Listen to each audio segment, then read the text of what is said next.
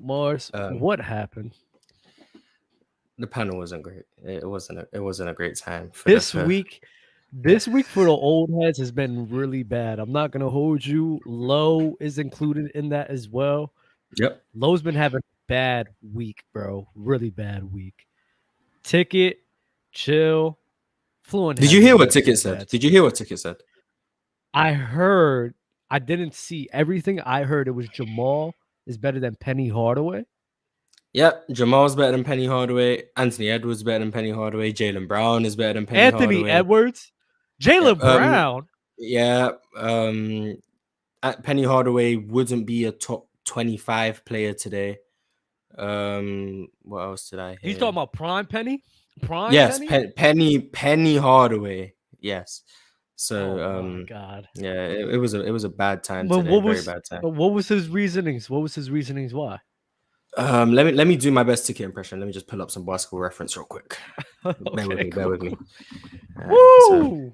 God. Let me just do what Ticket did. So bear with me, chat. I gotta pull up some basketball reference. Y'all getting me hot, bro. Oh, what are you doing? Crazy. Okay, so this is what Ticket did. Bro.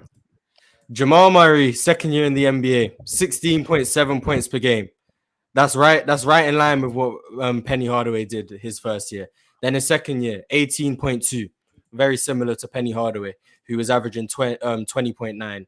Then you got 18.5, very similar to Penny Hardaway, 21.7. Then you've got 21.2, and he tore his ACL that year. That's very similar to 20.5. Then you got this year, 20 points per game. Penny Hardaway, 16.4. Then you got the playoffs. Jamal Murray putting 50s on the Utah Jazz, carrying them to the conference finals. Penny Hardaway without Shaq, he ain't doing nothing. He was just getting swept in the playoffs. That's what he did. You know what else? Penny Hardaway, he's not as good of a one-on-one player as Jamal Murray.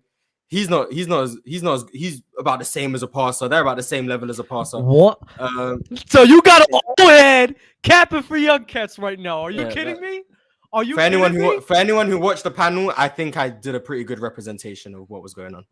So facts. So you got an old head capping for young cats. That's what we got right now. That's exactly. That's what we got right now. That's what we doing. That's exactly what it was. Dub, it was worse. It was worse than that. It was worse than that. It was egregious. Yeah, I just summarized it as best I could. But we were all liars, by the way. We were all liars. We were all wrong. Right. Hey, oh my God. You're a liar, bro.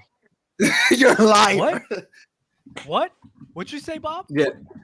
Nah, I said I had to ask Mars something because he said something on the last show that kind of got me thinking. So I wanted to talk to Mars. Mm-hmm. It was about Jokic. One of the comments that the guy had made, he said, allow Jokic to do what he do. Don't worry about Jokic, shut down the rest of the team. And you had said that you don't agree with that because to them, you just think that it's like James Harden playing one-on-one basketball. But what I was going to say was I'm one of those people that said that, but I don't say it like that. No, I'm about to tell you. Because what I'm talking about with Jokic is he's going to score. Don't get upset. Don't get frustrated. Just play. You get what I'm saying? Try to not focus so much on him, but try to slow down the rest of his team. Give them more contested shots. Let Bam bring the ball up more. That way, offensively and defensively, Jokic's got to work on both sides of the court. Also, with that being said, give Murray more contested shots by being more defensive pressure, doing pressure zone man coverage and doing that type of style. Making Jokic get off the court because he's going to be tired is when you guys step on it with Jimmy and you also step on it with Bam. That was my whole thing. And the way you came off, I was like, whoa, maybe if I talk to you about it, maybe you might agree or maybe I'm off on something. But I wanted to clear that up. Well, you explain. I mean, yeah, Jokic is going to score regardless. The way I interpreted it is the idea of let Jokic score, don't let Jokic get assists. That's my issue. Oh, you can't do that. He's 7 foot. He's gonna see the passing lane, and like you guys said, the guy is throwing passes from on the other side of the court, not even looking down court. So you can't stop someone who has vision like that. You just got to try to slow them down. Yeah, but if you're coming from the perspective of just don't get demoralized at what Jokic is doing and don't like change your game plan for Jokic because you can't stop him.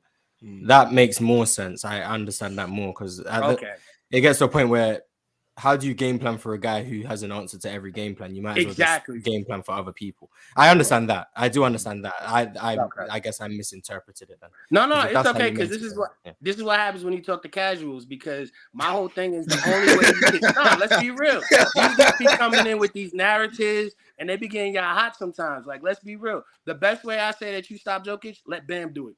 Bam in the first half of the last game when he was bringing up the ball, Jokic was in foul trouble. Let Bam be more assertive. Let Jokic get off through the foul and also him getting tired. That's how you slow him down. You ain't gonna stop him unless he's out the game. So that's how I look at it. I think the best way to stop Jokic is what it's similar to what 2020 did with JaVale and Dwight. Like I keep saying, like if the Bucks were in the championship, bro, I'm not gonna lie. Right. I think the Bucks would actually have a way better chance because you could have Bobby, you could have Brooke, who could be a big body on him, and Giannis could be a free roamer, right? So it's just about personnel right now. I don't think any team besides the Lakers, but even then, the Lakers only had AD and that's it. I don't think there's been any team that had personnel to guard up Jokic. And also, Drew. Look at how Rui was attacking. Rui was attacking Jokic. Don't use Rui. Don't use Rui. If you trying to stop and contain Jokic, AD and Rui is not the personnel to do it. No. It's not. And also, if you want rim pressure, Giannis would definitely put rim pressure on Jokic. Right. So I think the Bucks would be the best matchup for them. Right. Yeah, but I respect how you've changed your tune on Jokic in the past 12 months, by the way, because you were egregious. You were egregious when it came to Jokic. Not do you know what it was though? It was the defense. It was the defense, bro, that really like I just couldn't get on. But I'm like, I was like, I mean, I'm looking at it, I'm like, it's not too much of a liability, but I still think it's a weakness. But I'm like, it is. But you know what it was, Mark? It is though, but there was go ahead. Now the thing is, when I kept talking to Chilltown about Giannis offensively, and I was promoting and I kept going through the talking points for it, I was convincing myself on this guy because in my head I'm like, wait, you got a 7-foot dude who stretches the floor out and opens up the paint, who could create passing lanes off of that, and everyone could just revolve around him. I'm like, bro, he's a demigod, bro. Like, how can you even? You've come a long way because there was a clip. I was scrolling TikTok because the panel was annoying me. So I was scrolling. I was scrolling TikTok, and I saw. I was just looking at all like as many of the old players Tracy Jokic clips as possible. There was a video where Dell got asked to rank Jokic, Anthony Davis, Giannis, and Embiid 1 through 4. He put Jokic last, AD and Embiid interchangeable, Giannis number 1. Dub then wants to co-sign it like, I don't think that's that bad. I think that makes sense. I'm like, oh my god, okay, Dub. I did co-sign that. Christ. It was the defense. There's another clip of Dub saying, Dub saying, I'm gonna take Embiid over here because I don't need my big man to pass. I don't look at. I can just get a point. I remember that. I'm like, oh my, this Dub guy. I'm like, oh my god. I remember that. I did say that. Yeah. And there's clips from as far as summer of 2022 where I was saying Jokic and Giannis 1A 1B. So I've been saying they're interchangeable. So you've been saying me. I've been doing this. This low guy, he's a fraud. He's a fraud. But I've been saying it. So I'm dead. That was the thing. That was the thing with I would admit to that I just severely undervalued how important and impactful Jokic's game is. Right. So it was like I didn't value it like that. So that's an L on me. To be fair, Mike Malone definitely changed the defensive scheme to make it look less egregious on defense. So now when you're watching him, it's not as bad because it was bad before when they were straight line driving him and he was looking like Cat at some options where he was just swinging his hands around like, I don't know what I'm doing. But luckily, since they changed the defensive scheme and Jokic lost the weight, so he kind of has a little bit more nimbleness to him. It doesn't look as bad. So his offense definitely looks way. It's out of this world. I also saw JD say he's taking Donovan Mitchell over Jokic. What? That's OD. That was OD. No way. JD said that. I saw Shaq say he doesn't understand why everyone praises Jokic and it's entirely based on stats. Saw him say that. That was very interesting. You know what, Mars? That's what Mars, you want to laugh? When I hear somebody whose game is like so supported by advanced stats, I don't know. It's just the You bias get for to me. stay. You're like, I don't like the advanced stats. I don't You're not the advanced stats. You're not that good. Oh yeah. That's a basketball I just reference don't like guy. it. I just That's a basketball don't like reference it. guy. Anytime when somebody's killing the advanced stacks, I'm like, I don't like this dude, bro. You know? Jokic was that dude, man. I'm sorry. It is Yo, what it is. Mars, man. Yo, wanna- Dumb not you liking wanna hear a advanced joke? stats is hilarious. Yeah, Shaq was arguing that LeBron James was better than Jokic 9 months ago. So he was also arguing that. I let me did see. too. I remember that. Yep. I actually Yo, did you want to remember hear that. this joke real quick, Mars? I was on another channel just talking about Knicks basketball as usual. Guess That's what they told me? nonsense. They said That's Jalen nonsense. Brown is the same skill set as Randle. That's crazy disrespectful. That's I was crazy. like, I gotta That's tell crazy. Mars. Oh I got my no, God. and this is their argument because he has no left. I was like, what? No, They said, he yeah, is a Randle left. has no No, right. that's what Brown he has has is no a left. left. They're the same player. I was like, what? Oh, he has no right. They're saying like he has no right. That's Yeah, so like this- disrespectful. That's Yeah. I know, crazy. but at the same time, though, I'm sitting here saying, like, wait a minute, doesn't Randle play more minutes? Doesn't he have more time to be attributed to his team than Brown is? And Brown's doing what he's doing with limited. Like, I'm being real. I think Brown is limited in his skills due to himself. But to me, I'm not going to put Brown and Randle on the same level. I am going to pick Randle over Brown because I'm a Knicks fan. Yes, that's crazy. But Wait, what? let's be real, he's Mars, you better. think Randall's better than Brown? Wait. I didn't say You that. think? No, wait, I wait, didn't say he's better. I'm not gonna lie. Yeah. I Yeah, heard he's in Julius and out. Randle and I went back on TikTok, but now I'm back Your in the brain got conversation. fried, Mars. Your brain is Yeah, fried. wait. Go ahead, couple. Wait, so do you think it's disrespectful to Julius Randle or to Jalen Brown? That's what No, he to said. both players. Both players is disrespectful. What? Because to be Wait, honest, what do you let me mean? explain. They play two different styles of basketball. So for me to Who compare plays it Who better? plays a- who Yeah, plays better? who- Brown. I'm not stupid. Oh, I'm okay. Oh, okay. I'm not. okay, No. I'm only Yo, picking Cowboy Randle Ball because lost he's me on for a my second. team. No. Listen I to can me. go back on I'm TikTok a now, it's diehard confused. Knicks fan. I have to stick with my team regardless of who we have. So anybody on my team, I have to be like, yo, they're the best That's players not we have. true. You can be Yeah. objective, Cowboy Whoa. Bob. You can be I objective. said the best I player hated we Hassan have. Listen Whiteside. to what I said. The He best took all that player money, we though. have. Yo, he's All really that That's trying. what I'm money. saying. All that But money Brunson for no is the reason. best player. If y'all thinking I'm crazy, it's not Randle. I Brunson's thought the Mars best. was Brunson is the capping best for player. Julius Randle. I was like, Okay, what's going Yeah, on? I just for wanted to make No. Mars laugh about the whole Randle shit because I was like, wow, I That- can't believe they said Brown is the same as Randle. No, you was Did y'all- you was about to say something before? For Yeah. me? Nah, I was Joe. just gonna say I saw the JD clip of him saying DeRozan was better than Jokic, and I was like, that was a crazy. DeMar DeRozan? Yeah, and also I didn't hear that. Jesus. Oh. Wait, What? send me that link. I want to hear that. I heard Donovan. No, it was DeMar Mitchell. DeRozan is even worse. It was Oh my Mitchell. Mars is gonna That play was that Will right now. Chamberlain. That was- okay. That was Wilt Chamberlain Rosen, bro. Nah, Oh but yeah, on the- and one more thing, they also said that Mitchell still wants to come to New York, and they're gonna try to set up a trade this year for Mitchell. I was like, y'all guys is reaching.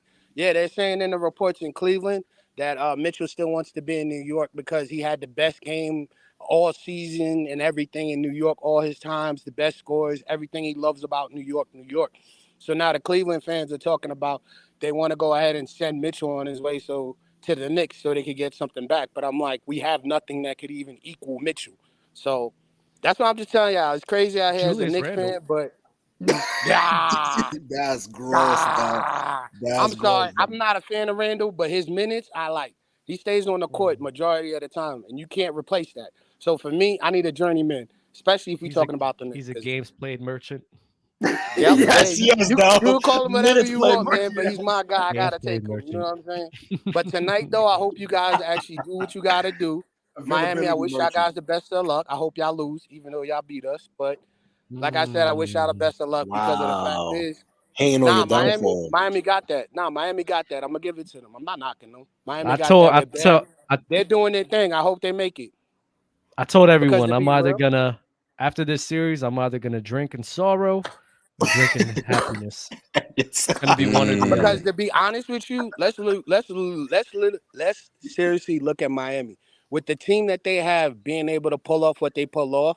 It's just basically making an argument for the CBA next year that it is possible to get to the championship with just 2 stars, as opposed to what they're doing with just Bam and Butler.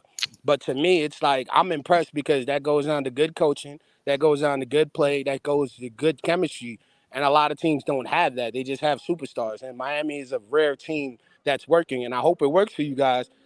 maybe some other teams will learn. But to be honest with you, man, Miami's that team that I'm worried about next year and now. I think you guys might pull off tonight if Bam controls the ball, get Jokic in foul trouble early, 2-3 fouls before the end of the half, and you're good. But I good think luck, the man. main thing that could be taken apart from Miami Heat and that all teams should start following is I feel as if now in today's era, there's more and more guys like not running plays and just sitting here just relying on their main stars to just do everything. Boston. So Yeah. Boston, a lot of times. Philly. Nuggets Knicks. do a good job, so they don't fall under that. Knicks do that. Even the Cavs, yeah, Philly. Yeah. Knicks do Mostly that. So ISO ball and stuff like that. I hope that this is and the two teams right now, they're the two teams with actually a very organic offense where everybody gets love. And even though Jokic is the centerpiece for that, they're always moving the ball around to get others involved. So I hope that this starts a trend of teams being like, you know what? Like we've been seeing LeBron James dominate the league for a while. So, it's a copycat league that doesn't copy that heliocentric type of play. Now let's get back to plays being ran, people sharing the rock, even your stars running off ball. They don't need the ball majority of the times, and just get back to like real organized basketball. You feel me? That's what I hope happens. And stop drafting these high-ranked guys that are just mad talented without a good IQ. You're gonna draft a guy first round, second round, and expect him to be the guy to come in and change like LeBron. That doesn't happen. You need guys with high IQ, guys that are hungry to come out and start off early. Like, think about it. Most people look at Anthony Edwards. The first 3 years in the league, he's been focusing on his defense, and people are saying, "Oh, Anthony Edwards is good," but he did it right. He started off with his defense, so his offense naturally fixed in. Now he's gonna be a different dude, and most people don't see that. That's how you're supposed to raise them because he's on the Timberwolves. That's how you raise basketball players. You train them defense, offense, because defense goes away as you get older, injuries and stuff like that. And sometimes your offense drops, but what mostly everyone needs is offense. You can't win a game straight off of defense, but you train them like you do with Anthony Edwards. You keep them in there on the defense, train them plays, cuts, defense, pay this. But this, that's that. not necessarily always the coaching. Because, for example, look at what Mike Malone is trying to instill on MPJ. He's trying to make him lock in. He's trying to make him do the little things to kind of get into a rhythm. While on the opposite spectrum, he's thinking about, when my next shot is coming. Like, you know what I'm saying? So his mentality is focused on the whole thing while his coach is trying to give him the little thing. So sometimes it's not even development. Sometimes it's just the player profile and how they think of themselves. Because MPJ, for lack of better words, he thinks he's like a superstar. Like, he should be getting like second fiddle shots. In his mind, I don't think like him and Jamal Murray are that in his mind. He thinks that they're not far apart. So he should be getting similar touches to Jamal Murray, or if not, just probably a smidget lower. You know what I'm saying? So, and then you see when he doesn't get the ball, he puts his head down. He doesn't get locked in on defense. So sometimes it's just their perception of what they are in their mind. You get what I'm saying? Yeah, I got you, but that's like what I said, though, with the IQ. If he had a higher IQ, he would know that the plays that are being set up are for him, and he's not even near the skill level of Murray, because Murray, not just a off the ball and on the ball playmaker, but he also does other things as well, to where his offense creates offense for MPJ, and he needs to realize that. That's what I'm talking about. What you should draft players with a higher IQ who are hungry, like an Anthony Edwards. Like, for me right now, I think it's Jalen Wilson from Hey, can I say Kansas. something real quick? Like, I like him. Go ahead, bro. Let me say something real quick. First off, I disagree with Dub, like, as far as what these teams are doing to end games. I think the good teams are the ones that have a spammable action, like an action they can run over and over and over and over and over again. Get a mismatch. Like in the fourth, Denver, throughout the game, they're kind of, getting everybody involved, everything like that. It's, running different actions. But at the end of the game, it's going to be a two-man game. You in and out. Real every talk. time they run it, get something. Is he in and out or am I? He's in and out. Yeah, he's in He's and out. in and out. Like, It's Oh, UW, real. it's UW. Your bad internet or Wi-Fi. Shut up. That's tough. That's tough. Nah, Nah, real he's talk. I'm not gonna basically- lie. wait, are you You're, saying- you're lagging a bit now, but I see what he's saying because he's saying in the end of the game, that's where Jokic or Jamal, Yeah. it's more of like that heliocentric where 1-on-1 they're gonna get to their spots. Mm-hmm. But that's what I'm seeing. What I'm talking about is just throughout the course of the game, and I think Yeah. throughout the course of the game, I've seen more guys be more 1-on-1 players, not really generating offense. Coaches not really trying to get other people involved. And I just don't support that style of play. I don't think that's winning basketball. Of course, in the fourth quarter, you got to do Right. that in the fourth quarter, 100%. Yeah, I 'cause that's think the everybody superstars are should. there for. Yeah. And Yeah. then it's like also, how are you just gonna stand there? Like, look at the Knicks. Everyone thinks that we run ISOs all the time. No, it's just that the guys that we have are What? waiting. Let me finish. I said they are waiting for the play to set up. That's why most of the time people I know and plays that I've seen, I'm like, oh, that's an ISO. And then when I look at it, I'm like, no, that wasn't an ISO. He just was trying to develop the play, and the defense was slowing them down. What are they supposed to do? Guys are supposed to be moving. Guys are not supposed to just be standing in their spots and then go. No, constant movement, constant ball movement. That's why I say I like what Miami's doing, because in the end of the game, it's like they're contributing with their support early. And then when the game comes down, it's down on Bam, Butler. Like, it comes down to those guys. And that's what ball is really about to me. You got your superstars for the tight moments, but you got the cast to help you out throughout the whole shit. So that way you cover all bases and you guys are good. Yeah, but it's not Can you hear effective me in now? all cases. Because go ahead. Yeah, Go ahead. Yeah, I Go hear ahead. you. Go ahead. Extra Okay, I was just biscuits, trying to make extra sure. gravy. Let's go. Okay.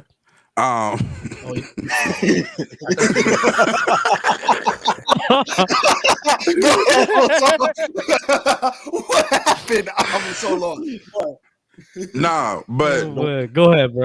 I agree with y'all with like what y'all saying as far as having a system that includes the whole team. I'm not disagreeing with that. I'm saying like even teams that involve everybody throughout the game, at the end of the game, they have a simple action, and because either one player is just that good or they have two players just that good that they can do over and over and over again, and they're going to get a good shot because those two players are that good. Like Jamal, like this Jokic Murray pick and roll or dribble handoff has been elite. Oh yeah, yes, and it's been elite in the fourth quarter of games. yes, Like yes.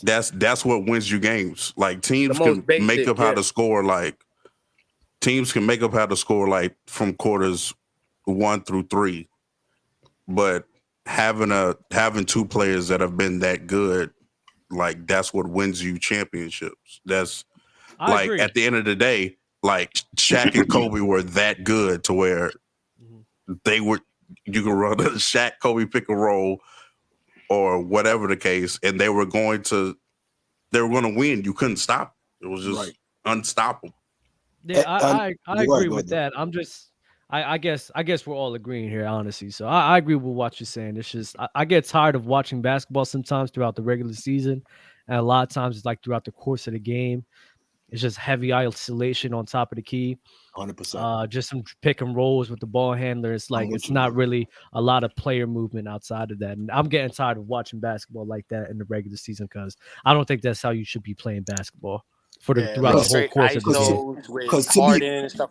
Because to be fair, the same way that we could say that is effective with the Nuggets, you can also say it hasn't been so effective with Miami, right? So the pick and roll with Jimmy Butler, which are their two best players, they don't produce as much versus when Bam is at the where they run their bread and butter, which is Bam at the high post, either on the elbow, on the 3-point line, running those dribble handoffs with the shooters between Gabe Vincent, Duncan Robinson, those split actions that they run between those. So that shows you that the two best players don't necessarily give you the best chance of just spamming spamming only between them. So although it's effective with the Nuggets, luckily the Nuggets complement each other a little bit better. So to me, Miami has all the capabilities of making all their counters. They just don't have the talent to maximize it. Like one more shot creator and one more ball handler would open up Miami's offense way more. Like if a Dame was there with Jimmy, it would maximize their offense. Or if Gabe Vincent is more aggressive and he's hitting his shots, it's going to make the offense a little bit more aggressive. Because what happens is that they lose a lot of the rim pressure, and you only have two guys like Jimmy Butler and Bam generating all of this rim pressure for you, but everybody else is kind of like shaky with their rim pressure. Caleb Martin is shaky. He's kind of doing like flipsy layups, and Gabe Vincent is taking like 10-foot jump shots. So it takes away sometimes when you only have two guys that you're relying on just to provide rim pressure, while everybody else is kind of just running around trying to get open and get open shots. So the same way it's effective for Denver is not them spamming just a two-man game is not as effective for Miami spamming that same two-man game. So I agree with Dub. Like, I feel like for certain teams, it's kind of like know your personnel. Like, you have to know, like, you can't spam certain plays because your personnel, it doesn't maximize the whole team. It may get the other guy, like it may get Jimmy off. He might get a jump shot here or two, but it's not going to maximize the whole team compared to how they run their regular offense. Is Hero coming back? No. I don't think he's coming back. I'll be fine without him coming back because y'all been playing the whole series without the whole El playoffs Hero without hate, him. man. El Hero hate. Yeah, it looked like y'all need him, Dub. I ain't gonna lie. I'm not gonna lie, but the thing is, if he comes in, like then him off the Duncan Robinson can't play. He can't. Right. I mean, he already can't play if they're not running the zone, though. Exactly. Right. This is true. Dub, you gotta take your risk just because Tyler Hero can be a ball handler and he can be another floor spacer. So do you understand though? You haven't been playing for months, and in a high playoff setting, I agree. You go out there and try to get back into it. That's like saying Haslam should be playing and starting. Yeah, we're in the same agreement, Dub, because I think that you need to be in a rhythm. You need to feel the tempo. Because look what happened with Reggie Jackson. They put Reggie Jackson for 1 minute, and it literally showed he was out of sorts. Like, his eyes got wider than what it is. He already got bug eyes, and it got wider than what it was. And he just looked like he wasn't playing ball. He wasn't practicing with the team. But it's just he wasn't used to the pace yet. You know what I mean? Like, and it took him a while to get it. That was a good minute from Reggie Jackson, man. That was a good minute from Reggie Jackson. But look, but guess what? So you let Tyler Hero go out there, and if he's looking bad, you take him out the game and you don't play him. Yeah. But you gotta try it at out, that bro. point, at that point in time, it's just a waste of time. Like, I even said last season when the Pelicans was doing seeing what he can do is not a waste of time. Come on, Dub. 1 minute? 1 minute is not gonna kill you. 1 minute is not gonna kill you. 1 minute? What you don't really need him, to be honest with you. 1 minute. Yeah, we don't need him. What's 1 minute gonna do? Like, well, we're gonna run plays for him for the 1 minute, or he should be 1-3 around the offense. 1-3, one brush screen and open three. But I said last season. I said last season. I said that the Zion shouldn't have played in the Pelican series, even if he was able to come back. Oh yeah. Because having people like that, bro, like, and you haven't played for a while, bro, you're not gonna be your 100% self. So, and then you can mess up the chemistry. And the I won't say that because going on. I understand what Dub means by like someone coming back and you're messing up chemistry, but someone like Zion's a bit different because like that nigga's like a focal point of their offense, like a big. When what caliber of player do you have to be to where like we Zion does Zion even play last season? Like, how many games did Zion play? I know he played this season. Last season, 20. I'm talking about. He's been playing a lot of dangerous games. That's what he's been doing. He didn't play at all. So that was my point last season. He's been playing a lot of dangerous games. A guy like a healthy who Zion, didn't play. if he's available, then you kind of. But if a guy didn't play with a whole team for a whole entire season, why the fuck are you gonna throw him in there in the playoffs? That doesn't. No, I agree. Like, but they don't even know how to play with each other. I agree, but I'm saying you wouldn't play Kawhi either last year. Yeah, it's like Kawhi last season. That's different. That's different. Kawhi. That's different because he's played. I'm gonna tell you why, Mars. He's played with Paul George. He's played with the Clippers before. He's had postseasons with them, so it's easier. Zion Williamson, he never played with those guys like CJ. He played with BI, but he didn't play with CJ last season. He wasn't bench playing. CJ. Bench CJ? That's what you would do? Nah. CJ was playing good last season. It could have messed things up. I don't know what Dub was looking at. CJ was playing with a shoulder injury. Dub was watching Pelicans games with his eyes closed. Dub was watching Pelicans games with his eyes closed. No way if he said CJ was doing that. CJ wasn't doing that much, though. I'm not gonna lie to you. Yeah, CJ had a shoulder injury, man. Excuses. You're on the floor. You gotta play. Shitty. Nah, Tyler Hero has played with that Heat squad before, Dub. Right, that's what I was about to say, On the though. floor Hero with has niggas. played with the Tyler Heat Heroes squad. play with these players. What's the difference? He's been What's the playing with these difference? players. Yeah. Nigga, Nah, it's the bro. it's the caliber of player, bro. I'm not gonna lie. Nah, If Caleb Ty- Martin Ty- and Gabe Vincent are already doing what you need to do, there's not really like a third. But he's not. Caleb But Martin they're is now That's the not thing, being right? They're the being Caleb Martin up of and last down. series. Right. So Okay, wait, so- you guys are saying Wait, so wait, hold on. You CJ guys are wasn't good saying last use year, Hero- Mars. What are you hold guys on. talking about? Are Yeah, you he guys wasn't- saying take Hero off the bench to have What an do you option mean? for a minute or two? What are you talking What do about? you mean? I'm What do you I'm mean? lost. CJ was playing No, fine last He season. was What are y'all playing a talking lot, about? very mid, very mid. I thought he was mid. playing mid this season. Last season on Pelicans, he was pretty good in the Yeah, regular no, season. yeah. Are you postseason on it was- Muscle reference right in now? the You're post, saying? in No, I'm not. Exactly. I'm not. I promise. Don't do that. Don't do the that. postseason, I just have to postseason, know. he I just have to wasn't know. I just good. have to No. know. But I remember. Postseason, he wasn't that good. I remember they. No, was I good. remember Postseason, I know he they wasn't good. traded for CJ and like he was Uh-huh. okay in the regular season, yes. Mhm. And then the playoffs came and what happened? Yeah. Yeah, exactly. All right, the playoffs. Hey, Yeah, I know the you know- playoffs. He was bad, Hey, but you the know regular what? season, I was talking about the regular season, bro. Oh, Hey, y'all nasty, okay. bro. Oh, you dog. No No way. You call him mid? I'm No, thinking, we're not jacking that. what do you dog. mean? We're What not do you jacking mean? it, dog. We're not jacking it, dog. What do you mean you're not jagging it? What's wrong with that? No, dog. CJ Can I? live up Okay, to the so rating for you. what we're saying? Okay, so is the question like, Yeah, ask him again. what is the risk because Tyler Hero is what not a A+ caliber player? How much is Or- he going to throw that offense off, dub? That you really think is going to be that much? Is going to hinder the The team? thing is, when I watch Tyler Hero play, he's a ball stopper, right? Where he's gonna at the ISO. same time of him being a ball stopper, like he's one of the main guys for our scoring crew. So that there could take some shots away and some handling capabilities from like Gabe Vincent and Lowry and them boys, and could really get them out of sync and take some shots away from like Caleb Martin and Strus as well. So in my head, I'm like, with the way that those guys have been playing, but besides Strus, because he hasn't been playing amazing this finals, like I don't want or Gabe Or Or Caleb. or Caleb. Don't Gabe. disrespect Gabe. Gabe. Don't disrespect Gabe. Gabe. Gabe's been alright. Gabe's Gabe's been alright. Gabe's been good. He's been alright. Yes, he He's has. been alright. I wouldn't say good. Alright. No, he's he been was alright. good, and then he got hoed by the refs in Game 3. And he- No. got foul I'm trouble. sorry. I'm For talking sure about. got I'm talking hold about by the Caleb. refs. I'm talking about Caleb. I'm talking about Caleb. I'm talking about Caleb has been. Oh, yeah, Caleb. yeah. Caleb's been up and down. Yeah. No, he's But been I bad. just don't No, want he's to been jeopardize. down.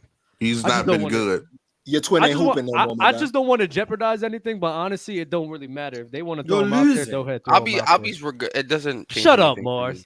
We're not losing. You are losing. Yeah, thank you, Like, KB. there's never That's time what to I'm. change That's what I'm something. It trying doesn't to change say. anything. It doesn't change the Yes. outcome. It doesn't change much, bro. I'll be so I don't real. think it changed. I don't think it changes much. I'm not saying that, bro. I'm saying. So why bring him back then, real talk?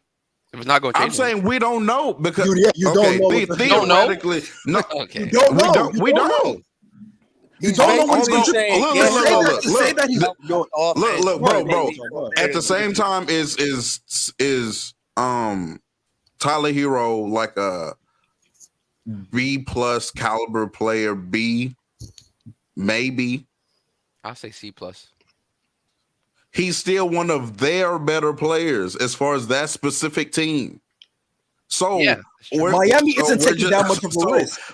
Why Miami wouldn't isn't you taking that at much of a least risk, give one of your better players on the team I'm saying a try, You know like what? just see what You he know looks what? like? You know what? Real I'm not gonna lie. Because he's not healthy. Put Tyler out there, because you know what? If I gotta keep seeing what's his name, Jimmy Butler, pick and rolls. Yes, dog. I'm losing my mind. I'm gonna lose my mind. You know what? You know what? Yeah, put his ass. Yeah, out there, come 'cause on, I'm tired of seeing dog. it. Come on. I'm not gonna lie. I'm Dog tired of knows seeing ball. it. Dog knows ball. Hero. That's because the thing about it is it doesn't take away from Miami's offense that much. Dub. I understand what you're saying. He does become a ball stopper, but he has recognized what's going on. He sees Doesn't the a rhythm. ball It's not like take away from your offense. he's not going to take away because he's been watching and he's been seeing the chemistry that's been happening. They need a ball stopper. He's not going to. Need like a person that can get a bucket I'm from not. time to time. I don't think he's going to be a ball stopper, bro. Like I don't think he's going Strus to be ain't the way. creating. Strus ain't creating like that. They need right shot now, creation, bro. bro. They do. They need. need, and this is what gets me mad with Eric Spoelstra. Why aren't you running pick and rolls with Gabe Vincent more? Like I think Beyond Gabe me. Vincent did. I don't even Did think like I think you should start running Bam top off ball action and like Gabe D. No, they're saving that. They're saving that for the they second half. tried. They was doing it. They do They that was for the doing second it a little half. bit. They was doing a little bit, but why? Like Gabe Vincent, I think he had 5 or 6 plays where he did pick and roll with Bam, And it's like, bro, he should be doing way more for that because Jokic respects his shot far more than probably a lot of other people on the team. So like, I don't know. Dub I and don't know why KB, people Dub and don't know. KB, Dub and KB. I got a question for y'all. Okay, so, and again, we would have to just see what he's looking like, and if he's, I'm saying if he's healthy enough to come back. So if he's not healthy enough, then it's mute. But if he is healthy enough to come back, you don't. He's theoretically one of their better players to attack a Jokic drop. Like, hit the midi. Is he not one of that? Is that not part of his game that's actually Hero, decent? Right? Yeah. Yeah, I'm talking about Hero. Like, that's what he's decent at. Yeah, that's why I just said. I just thought about it. Yeah, go ahead. Yeah, get him off the bench. Let him do a couple of minutes. Let him do his little fast break. We need that. Put Hero in some. Put Hero in some. And some action where Jokic is having a guard and a drop, and let's see what he can do out of that situation. Y'all need some kind of. Y'all lack advantages. Right. If Jimmy Butler's not playing out of his mind, or if y'all not shooting 50% from three, this is donezo. Yeah, you need another layer. Well, even when they do shoot that well, still not going. That's what I'm saying. Y'all need another option. No, y'all need it, bro. Y'all need to when look at when they else. shoot at a high clip, it's a different conversation. When they shoot at a high clip, it's a different conversation for sure. I wouldn't say that they could still shoot well and it's still a landslide. Like I can't do that because they're shooting. Didn't they shoot well in game one?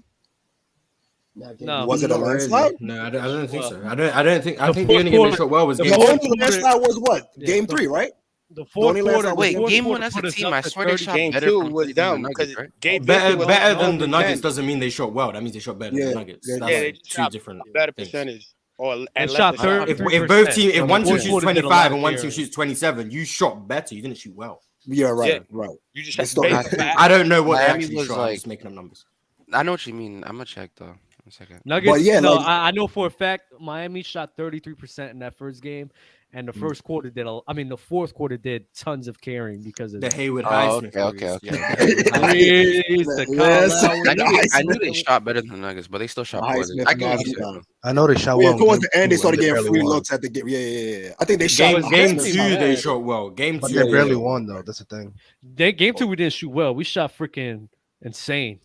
The Nuggets 3-point shot hasn't been there yet all series though. That's a scary. Because they're getting clamped, bro. Shit. Okay. They're taking away. They're taking away a lot of the legit just getting anything they want within like 8 feet. So I don't. That is true as well. That is true. No, they're definitely taking advantage because that's the mismatch. Of course, they're gonna eat in the paint. But what they're doing is they're taking away a lot of the advantages in the perimeter. Well, they're not taking away. Let me not say that. What they're doing is they're causing some stagnation within. They're causing a lot of counters. But what they did was Jamal Murray, he decided to be more aggressive and just attack all of those certain lows that they will have and get into the paint. And he was able to create some advantages off rip. And then from there, Miami just couldn't deal with that the shot making and the penetration by Jamal Murray. Because off the first quarter, instead of them going through their offense, they just said 2-man game and let Jamal Murray go crazy. And then that's what really won them the game from the first quarter. Fellas, I'm gonna rotate the guests. Better than Moses Malone, though? You can answer that after this. I'm gonna rotate the guests, but appreciate you guys in here, bro. All right, y'all be safe. Go New York, go New York, go. Mars, stay up, man. That's gross. That is nasty. Jesus Christ. Thank you. Dub, is Jokic better than Moses Malone? Oh man, you know what I'm gonna say, bro.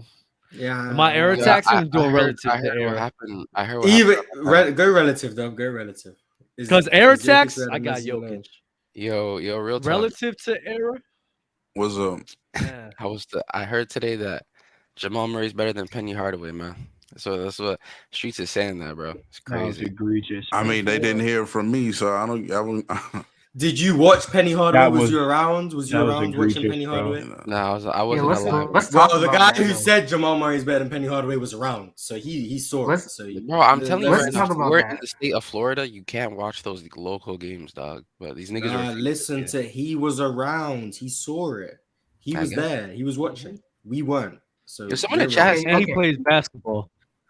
And he's a professional basketball player. So trust me, he knows the game more than us. Yeah, he really. So yeah. if he says Penny Hardaway, Y'all told him to list off 10 guards. The nigga said Kawhi Leonard, man. Nah, my boy, because he couldn't listen. He couldn't listen. So he went to forwards, bro. He knew he couldn't listen. He knew it was cooked. But that's because when you're a professional basketball player, that wasn't his best basketball is moment. That positionless. wasn't When his you're a best professional player, you'll understand. My boy got the Kawhi is a my boy got guard. the Dame. Not Kawhi. All right, Paul George. Nah, my boy That got the wasn't his Dame. best and he moment. went straight You know what I'm forward, saying? Yeah, bro. that was hilarious, bro. Okay, but I got a question though, because do we look at Penny Hardaway more favorably for, and I'll say two reasons we might look at him a little bit too favorably, because one is because the injury stuff and all that, but I think also during the time he played, there weren't as many guards that were like elite at the time. So I'm just thinking, like, do we look at him a little bit too favorably? Like when we say he could be like a top 5 point guard, or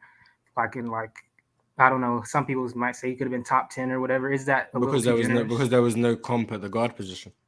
I don't say no comp, but not as nearly as much as it is today. Yeah, no, I'm perfectly fine with saying no comp. That's why Michael Jordan is a. And like, does he benefit from a legal D? Do you think he benefits a fair amount from a legal D? Everyone benefits from a legal defense. That's why how era much? has to be era. Because I know his shot wasn't as good as, like, say even Jamal Murray. His shooting wise, he's not shooter Jamal Murray is. So like, does he benefit to a noticeable degree, or is it like just negligible? I know another guy who couldn't really shoot from 3 who benefited from illegal defense. So yeah, Mr. Jordan.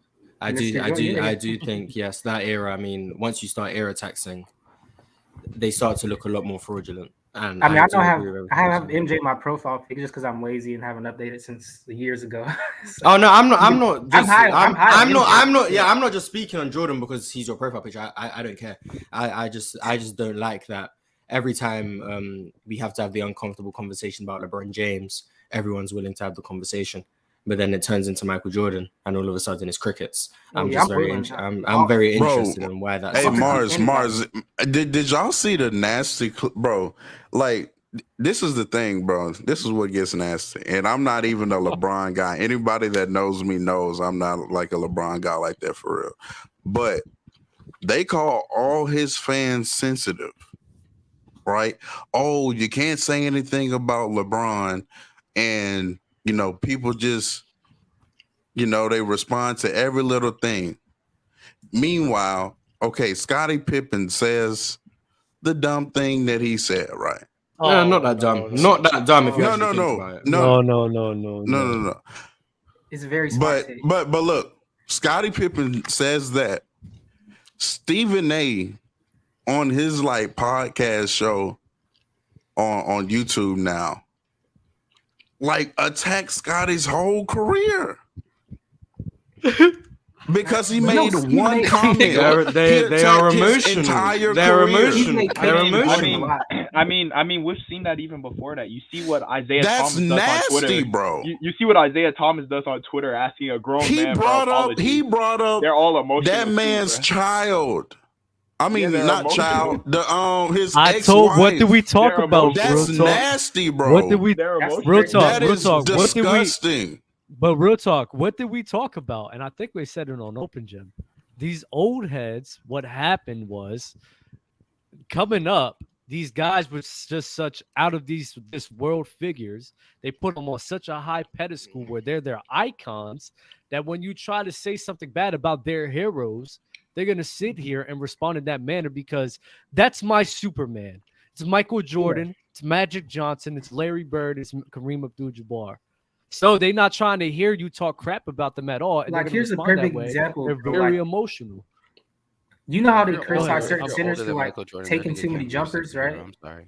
Like they'll criticize Joel for taking too many jumpers, right? But say a player like Patrick Ewing or David Robinson, they do not give them the same criticism, even though they have the same like part of their game where they weren't as aggressive in the post or getting to the rim, where they were more jump shooters. But they big up those guys way more. Yeah, Dave Robinson's even criticized. Wow. But Hakeem is someone they don't criticize Hakeem for taking jump shots. Yeah, he was a jump shooter too. Yeah. But I mean, yeah, these old heads, they're just as emotional as the young guys. They're just emotional for other people. And it's that sad, was really. crazy to watch, bro. Nah, Like was watching that. I'm like, bro, he really saying he went through that man whole career just because of one comment. But the LeBron fans are too sensitive. No, it's crazy because on, the Jordan fans criticize like LeBron fans for defending LeBron for losing and saying he didn't get the job done. But the moment you mentioned that Michael Jordan's 1-9 without Scottie Pippen, here are the excuses they bring up. Every single reason why he couldn't win. They want to bring up the 63 points he had against Boston. Totally ignore the fact that the next game he had 19. They want to talk about, even in the 63-point game, they want to ignore the fact that he missed 2 attempts to win the game. And missed them both. But they don't talk about that. But if that was LeBron James, you know what they would say? He choked in the biggest moments. But when it's Michael Jordan, they ignore those things and just act like he played the perfect game of basketball. He didn't. But bro, people act like they ignore the Orlando series. You know why? Because he just came back. But when LeBron James came back in 2019 for the Lakers and missed the playoffs, they criticized him. But when Michael Jordan comes back against Orlando and loses, it's not his fault. Why is that happening? Like, you guys are just interesting. But shout out to Michael Jordan. This is not Pippen. Like, I remember back in 2011, he said LeBron might be better than Jordan. That was before LeBron ever won a championship. So it's not like he was talking about stats. No, Scottie's been up and down with that comment. Yeah, Scottie's been a flip-flopper for a very long time. It's been he's said both multiple times. He said LeBron is the greatest. He said MJ is the greatest player ever. Like, it's that first time in 2011. That first time was 2011. It got taken way out of context because he said when it's all said and done, LeBron James probably gonna have more points than him, like assists and rebounds. Which he does. Like, Which as his career, all his stats. No, that's not what he said in 2011. In 2011, he said MJ was the greatest scorer. On first, but he said LeBron's the best all around. Yeah, this was like old first take. Yeah, and he said MJ's a better scorer, but LeBron might be the best all around player he's ever seen. That's what he said. Oh yeah. I do remember that. He did say that one. Yeah, he always be flip flopping, bro. He crazy. That's part. He off that yak. He off that yak, bro. Nope, I'm doing it. But let's talk about Zion, yo. I actually do want to talk about Zion. Yeah, Dub, this is all you. I'm just gonna eat my food in silence. I have nothing to say. Have y'all seen the tweets? Have you seen? Bro, the look tweets at that, bro, she's still tweeting. She's still tweeting, bro. He's still tweeting. She put some new ones out. Still tweeting, bro. It's been like 2 days. No way. Still tweeting, bro. This girl is wild, bro. She is crazy. But you know what? Reading through some of these, I'm not gonna hold you. Zion is so stupid. Like, it's not. First of all. First of all, one of the things she put out there was she said how Zion was hitting her up mad, like, you know, when a dude is like mad clingy and stuff. She was like courtside with like Kai Cenat and some people. And that night he was hitting her up, blowing up her phone, making sure that she wasn't doing anything crazy and everything. So let me tell y'all something. This man Zion was really messing with this girl. Like, that was his girl. It wasn't no baby moms. It wasn't he was just trying to get something to mess with. No, he was taking her serious. Because if you're not hitting up a girl like that unless you're taking them serious, bro. Wait, who are you talking about?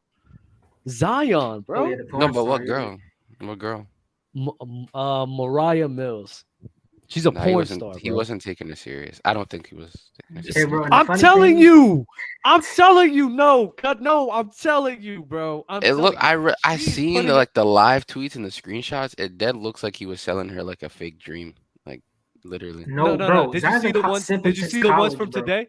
Did you see the ones? I didn't see the ones from today. No, I didn't see the ones from today. Oh my God, she's killing this man, bro. I seen her tweet like, oh. You'll never be a king or like Curry or something like that. She called him like a fat ass. Said like, you have like soda bottles and cans in your bathroom. No, listen. It's nasty. It's nasty, bro. This is such a bad look for Zion because what happened was she says in her tweets, she started changing her life around, the things she liked, the things she did for him because he asked her to do it. KB, let's be real. If you asking a girl to change, Dub, that's cap, Dub, you're capping. Dub, you are capping. That's what she said. No, Dub, I'm gonna tell you. Yes, Dub, she said that. Dub, she said that, but she did that because of the money. If you asked her to change, she wouldn't do it. It's not because he asked. It's because he asked and he has money. She's still gonna be a porn star. What are you talking about? I'm not talking. Wait. Time out. That is not my point at all. What's your point? The fact that Zion is just asking in general for her to change is you letting me know that you're trying to take the girl serious. What are you talking about? Hold on. You're not. If you just got a girl, if you just got a girl that you messing with, you're not gonna ask her to change because you won't care. You won't. But he got money asking her to change. Exactly. He has money, so that's why he doesn't care, bro. That's my point. What are you guys arguing right now? What are you guys arguing right now? I don't know. Dub just saying he's simping real hard for this porn star, which he's been caught doing even in college. He was simping in college, bro. So simping crazy. When you are blowing up a girl's phone, fam, when she's outside, like at courtside and everything, let's be real, guys. You care. Let's be real. It is what it is. Zion was simping for her. Then Zion got messing around with this IG thotty, and now he got a baby girl pregnant. And now she's upset about everything because he was simping for her and did this stupid stuff. So now he's getting exposed. I don't feel bad for him. I'm not going to hold y'all. I don't feel bad for him. Zion, you need to get your mind together, bro, because Jesus Christ, I don't know what you're doing. You have too much money. You're too much of a figure to be doing this stuff with porn stars. It's different if it's not, but this is porn stars, bro. Come on, man. I'm sorry, I had to get that. This is a Dubs World topic, bro. This is a rep. This is a rep. This is some rep Dubs World. But this is it aggravates me, bro, because I'm looking. I'm like, you don't need to. You're Zion Williamson. You don't need to be a simp. You don't need to be begging a porn star to change. Just find somebody that's good. Like what? Bro, you can find people that's like, come on, bro. I don't get it, bro. Because like, did you see her BBL, bro? Like, it just looks so bad. Like, I don't care. I like her. I really? Like her a lot. Oh yeah. What are you talking about? I'm not gonna lie. I beat off to her a few times, man. Oh my god. Yo, let me know when we get back to basketball, bro. Yeah. What are we doing right now? Yeah, what are we doing right now, bro? Mars, you got it. You changed the topic. You changed the topic, bro. I'm just reading her tweets. That's what I'm doing. Like I'm reading it. It gets sick. It gets sick, right? Hold on, wait. I'm not gonna read this out loud. You're not? Nah. Hold on, wait. You got jealous when I went to the fight that you literally paid for because I was sitting next to Kai Cent and some rappers and kept blowing up my phone the entire night at Zion Williamson. Of course, I'm going to be mad at you. Why do you say his name like that? A BM that fiending for YouTube clicks. Like, bro. This is such a bad look. Yo, Kai responded and it was with a Drewski video, and he's like, "Wait, me?" That nigga's hilarious, bro. Oh, bro. But what up, Dub? What up, Mars? Let's go. Nobody else wants to talk about this because I'm too young to really give much. Dub's World. So Dub, if you're a GM, what do you think about this? Like, if you're a GM and that's one of your I don't care. W basketball transition. Man, I'm not gonna lie. If I'm a GM, handle your shit. I don't care. Bro. Go handle your nonsense. Like, it's not making. Which one is worse, though, Dub? In your opinion, Zion or Ja? Ja, 100%. Ja, 1,000%. This is just some simp stuff that you just. Zion ain't break any rules. Like, Zion not getting suspended, bro. He's not getting suspended. No, he's not getting suspended, but clearly, I mean, I agree with Dub, though. It's embarrassing. No, Zion need a conservatorship, bro. He spent his money on the wrong and thing. for people that thinking she's capping, I'm gonna be real with you. This is how I know you just really have to understand people. In order to get a person to go on a Twitter rant, they need to be very upset and very angry about what happened. This is a 2-day Twitter rant. She was fucking with Zion. She liked Zion. She was down with selling him a fist. He was selling her. He wasn't selling. He was selling. It was literally selling. You don't ask a woman to change her ways if you don't care about what she does. That doesn't make sense. If you don't care for someone, why would you want them to change? But he did it to multiple women, though.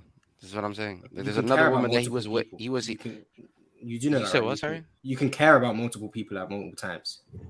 No, I'm not saying he could have. He clearly cares about what she was up to. Because based on these tweets, he was asking her to do certain things and change what she was doing and stop doing certain things.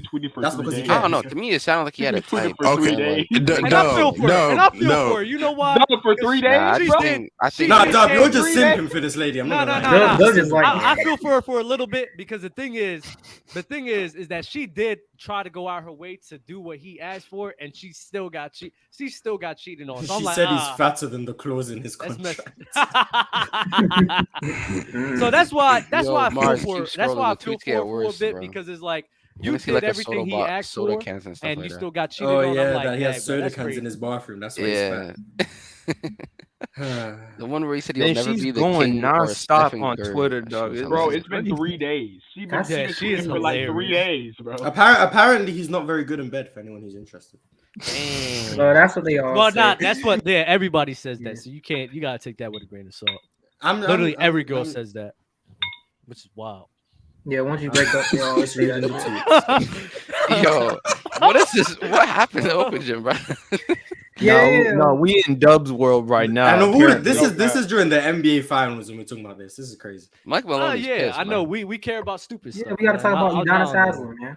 Mike What's he Malone doing wants us to in talk this about game? him so I bad. just bro. want this. That's what I'm saying. I just want this to be an example for people, which is why I do want to talk about. I want this to be an example for young men out there, bro. It's like if you gotta sit here and try to change somebody, majority of the time that person isn't for you. So don't even put yourself through it, bro. If you want somebody that meets your standards, find somebody that meets it. Don't find somebody that doesn't meet your standards and then try to change them and then get mad when it's hard for them to do that. No, bro, don't work like that. And especially if you got money and stuff, bro, you don't have to be doing stuff like this. Like, come on, bro. Like, and that's the main reason I do want to talk about it, because as men, I think it is important for us to help these young men out here and try not to have them in scenarios like this and look like a goofball, because it's like, getting crazy, lie, bro. It's getting crazy. It's sad. not just Zion. I mean, look at Jordan Poole. I mean, spending $500,000 just on a date with Ice Spice. He's another one. He's another one, It's a bro. fake sport. He's another one. Did that really happen? No, it didn't. It was legitimately fake. Someone made it up, and so I don't know how it got that much credibility. Ain't nothing wrong with Sounds it. like something you do. They said he spent I'm not gonna lie, it does, Gucci, but- Louis Vuitton, and a Maybach truck on her. I applaud Ice Spice, bro. Like, shoot, you got the bag, bro. Salute to you, fam. You got mad money off of him. What? That's But you know crazy. what's crazy? But you know what's crazy is that like everybody, like a lot of men, right, will shun Jordan Poole owed $500,000 for a day with Ice Spice. But those same like men, like all these OnlyFans girls and all of that, that's making millions of dollars. Mhm. A lot of those same men that are capping about Jordan Poole are making other girls millionaires. Like if they had the $500K to go on a date with Ice Spice, they would do it. But they gonna cap with Jordan Poole doing it and ha. But they That's would turn around and do the same thing. That is true. That's all I'm saying. Because you know, Is that what you do? I refuse to believe real people. I wouldn't do that. Bro. Is that what you do? I refuse to believe. Who? What Real happened? talk? What happened, Mars? No. I refuse to believe real people pay for OnlyFans. That doesn't make sense to me. No. He could Yo, just be give honest. her Be Spice. honest. Be just all a honest. bunch of Yo, NPCs. everyone, be honest up here. Who pays for OnlyFans? Bro, it's Raise your free. What?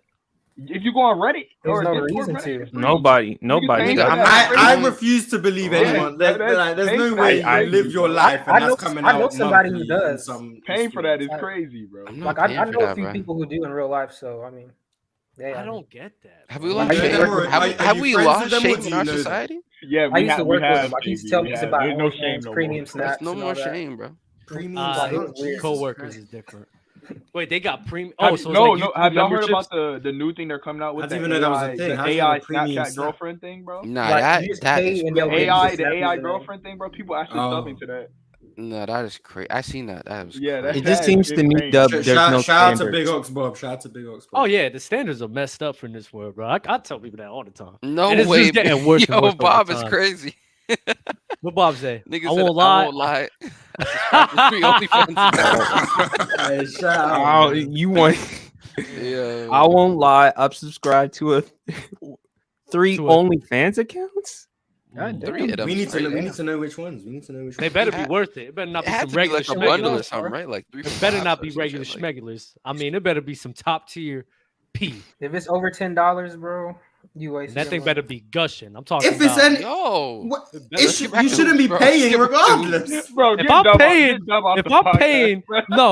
paying for that, that shit better be on the camera. Like there's stuff spitting on the camera. I swear, we're live. Crazy, bro. I'm not paying for. I'm not saying. Dub, we're gonna get this show cancelled. I know you more than me. We gotta get back to that. But that's my standard, though. What?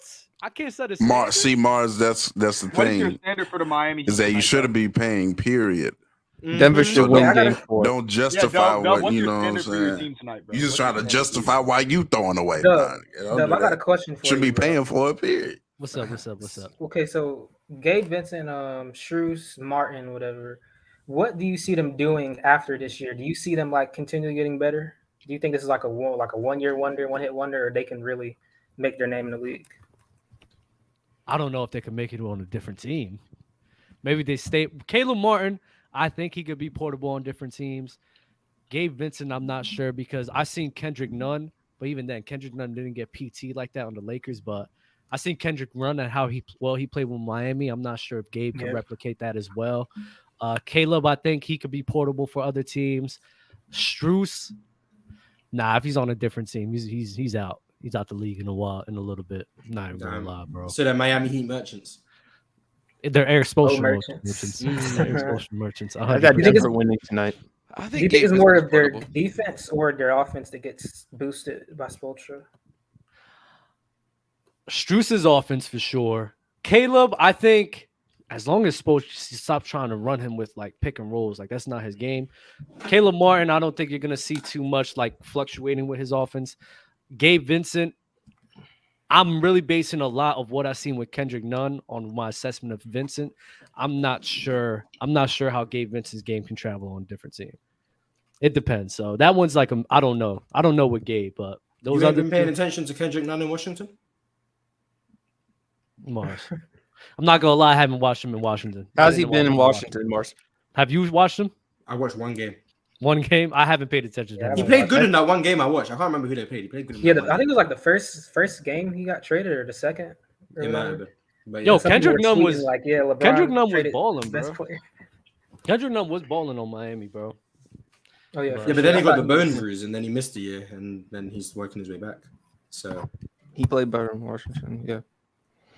Oh man, why y'all troll me so much, bro? I hate y'all. It's so low as a Mars merchant. Facts. Am I wrong for viewing Jimmy as a top 20 player? No, he's top 20. It's hard for me to. It's hard. He's saying all time. It's hard for me to see another top 20 player not making the finals with their cast shooting 45% from three. Live and die by the three. Jimmy Butler is top 20. Yeah, he is. Is he talking about all time? Do I feel like no? Right now. Okay. Yeah, Jimmy Butler's top 20. Easily top 20. I low-key feel like he's like puts him probably like. No, he's easily top 20. I just think Mars, correct me if I'm wrong. You just have a problem when people overrate him and call him like top 5 or top 10 or somewhere in that category. Reactionary NBA fans. He can be. Wait. I think he could be 10. I think his like a 9 to 12 is like fine. Yeah, I said a year ago he's in the. Well, I had Paul George in that tier. Paul George has since deteriorated. Whoa, but before I said Jimmy Butler, Jason Tatum, and Paul George are in the same tier. So I still stand on Jason Tatum and Jimmy Butler. Hey, we've all been there, brother. We've all been there at least once. Yeah, speak for yourself. I don't know what you're talking about. I ain't gonna lie. I've been there once. Never. Dub, you be tweeting crazy. You be tweeting. Oh, that guy has Jimmy Butler 18 to 20. I knew it. That's what I said. Top 20. I'd like to hear the 17 you have above him, please. Drip Bayless. That would be useful for us to discuss. Who has the largest gap between talent? He ain't better than Tatum. Kevin Durant without Golden State. You're fighting for scraps real time. Kareem in the 70s. That's not scraps, Mike. My guy is definitely top 10. I think Wilt would be a good argument. Good name to throw out there. Kareem in the 70s. That's a large gap between talent and success. Yeah, Keem, you got to throw in. Michael Jordan without Scottie Pippen. Wilt for sure. Yeah, Wilt Chamberlain. LeBron James, because if all of his teammates showed up, he'd George be is better undefeated. than Jimmy Butler. I would love to hear his explanation as to why. Wait, who said that? Someone in the comments said He's that. nicer with the pill, KB. Relax. Facts. The bag talk. My fault. The bag talk, man. My fault. Don't disrespect the bag. Like the bag is important. He got layers to his game, guys. Don't worry. Hey. Dub Sterling is crazy. Dub Sterling really was not lying when he said he would be the first to get canceled out of all the panelists. I'm not even saying anything crazy. Like, You're not saying nothing crazy. I'm not even saying anything offensive. Just... We're on a sports page and we're talking about buying OnlyFans. Well, it came from Zion. We've done it. We've done it before. You acting like we haven't done a whole show about us talking about other things. Did it with Shaq. Pause. What, PC Uncut? Whoa. Yeah, PC Uncut. Yeah, that was meant. That was what that show was meant for. Don't mean that we can't dabble. We've done it before, even on this show where we talked about. Not me. Not you, but other people. No, we talked about Mike Tyson. Remember that? Yeah. He already trying to pin it on you, Dub. He already trying to pin it on you. Mars is an L friend. You're an L friend. You know that. No defense at all. Yes, I do know that. Ridiculous. If HR comes to me and is like, does Dub need to be suspended? I'll be like, it's not up to me. If you guys go ahead and do it, I'll understand. I'm all about setting standards, that's crazy. bro. That's a professional, yes. My standard, if I'm paying for something, I think stop. Gotta be on the camera, right? I mean, what's wrong with that? Yeah, like you guys, when you pay for your super chats and Ron doesn't read them out, you feel like you wasted your money, right? It's like that's the same thing with OnlyFans. If you pay for your OnlyFans and you don't get anything that seems worthwhile, you feel like you wasted your money. But on Open Gym, when you get your super chats and they get read out and we talk about them, you feel like you got your money's worth. And you did. So that's why we're a good OnlyFans account. The panel, the bad OnlyFans. I got ignored like 3 times on the panel, man. It's crazy. Yeah, L run, man. L host. I'm gonna rotate the guests real quick, but PSP, you came in later, so I got you. But Kwabe and Pat, y'all be safe, brother. All right. Peace. How's everybody? How's that Friday? How y'all doing, man? It's been a terrible day. I wanted Why terrible? Why terrible, Mark? Jamal Murray was better than Penny Hardaway. According to who? Why? Ticket TV. People who know the game and played the game at a high level. Ticket said that. Chill defending it. Was Chill defending that point too? Oh my God! You know what? There's one thing I do want to talk about. Can we listen? I've seen the trust the process phase. It is not a good phase. There is no settle for, like, you're only settling for mediocrity, so you might as well be the worst of the worst. No, that is a terrible thing to do, because number one, the draft picks that you're gonna grab. You're talking about what Fluent said. Yes, it's so stupid. That's terrible management. At the end of the day, mediocrity sells. It is what it is. People don't want to sit here and go to stadiums where your team is just always going to lose. No, they're not going to do it, and they will hate you for it, and they will hate the sports team for doing that. And if you're going to sit here and just tank seasons away, it's never a guarantee that the draft picks in which you get are really going to be a career-altering or franchise-altering pick for you.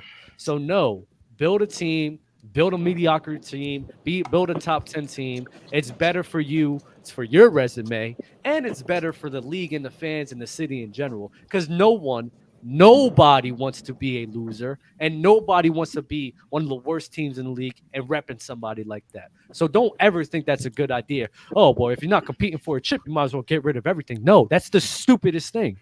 Well, go ahead, Mars. So do you think Portland shouldn't trade Dame? Portland is different because right now I see that they do have some pieces that could be better in the future, and I just think nothing can last forever, right? So Dame, I think he has spent his time in Portland, gave him a lot of top 3 seed, top 5 seed, top 6 seed seasons. They've got their money's worth from him. It's coming at the end of the day where we just gotta find something else, because this isn't gonna work. Where does he rank in terms of all-time Blazers? I have him 3 for everyone. I have him number 3. You'll have Clyde over him and Bill Walton. No, not Bill Walton. Bill Walton got them the only championship. I'm sorry. Okay. That's fine. Winning merchant? No. When you're ranking what you did for the organization, yes, getting the only championship, sorry. Okay. That's I thought you meant like as players on the. All right, I got you. Oh no, he was only there for like 3-4 years. So Dame's done it longevity, but in terms of but you got Dame as a better player, right? And Bill Walton? Bill Walton? No, peak Ben Walton is crazy. All-time Dame is better. Yeah. Okay, cool. Yeah, I'll give you Walton though. That's a good one. So that man was going against Kareem. Yeah. Is LaMarcus Aldridge top 5? I think so. How long was he there for? Like 8 years? He was drafted in 2006. 06 to like 2015, I think. Yes. How good was Terry Porter? I like Terry Porter. I have a question. Why was any of Dame's teams as good as Clyde's teams? No, not a single one. No. Well, I mean, I'm talking about the Blazers teams that were like competing. No, like I wasn't really paying attention to the 1986 Portland Trail Blazers. Okay. I hear you, Real Talk. So what you got to say? I'm saying, are you putting Clyde over him because Clyde has the finals appearances? Well, I think he's done more for the organization based on the finals appearances. I also think Clyde was there for 10 years, right? Who's better? Not, I believe. I'll check for you. What about without the organization? Who's better, Clyde or Lillard? Who's a better player, peak for peak? 11 years. Who's a better player? I'd say Drexler. It's close. I genuinely believe it's close. I believe it's very close as well. Clyde, I feel was better in the playoffs. Lillard's a better playmaker, better passer. Better scoring wise, when you start factoring the playoff translation, it might be Clyde. Defensively, it's Clyde. Clyde also can't go with his left hand. That's trolling. It's like Ginobili though. Like they say, you can't go there, but I might take Clyde. Because of the playoff translation. Playoff translation is a big reason why. But, Clyde's playoff translation wasn't like amazing though. Dame's is bad. Dame has already won Western Conference Finals appearance. No, Dame outside the first rounds is just bad. Like, oh, you're talking about his score? Yeah, it's true. Even in some first rounds, he was. Clyde has some bad series too, though. He was good at. He played well against Detroit in the finals. Mm-hmm. I remember that. Did. I watched that series recently. What did he do before in the Eastern Conference against the Suns? He played Western Conference. Shit. He played well against the Pistons in the finals. I don't know why. What did he do? What did he do in the Western Conference? Dub, I haven't watched. I think Porter was going crazy in some of those. Harry Porter was going crazy in some of those. I'll tell you, he didn't play well. He averaged. Yeah, I haven't watched that series, and I'm not going to talk about why I haven't watched. So I don't know. You can tell me though. Like, I did watch some of the Phoenix Suns series. Clyde wasn't playing that well. Even the percentages and the splits would support that.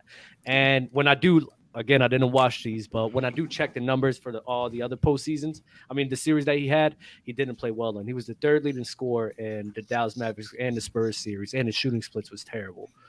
So that's why it's like the playoff transition for Clyde isn't there like that.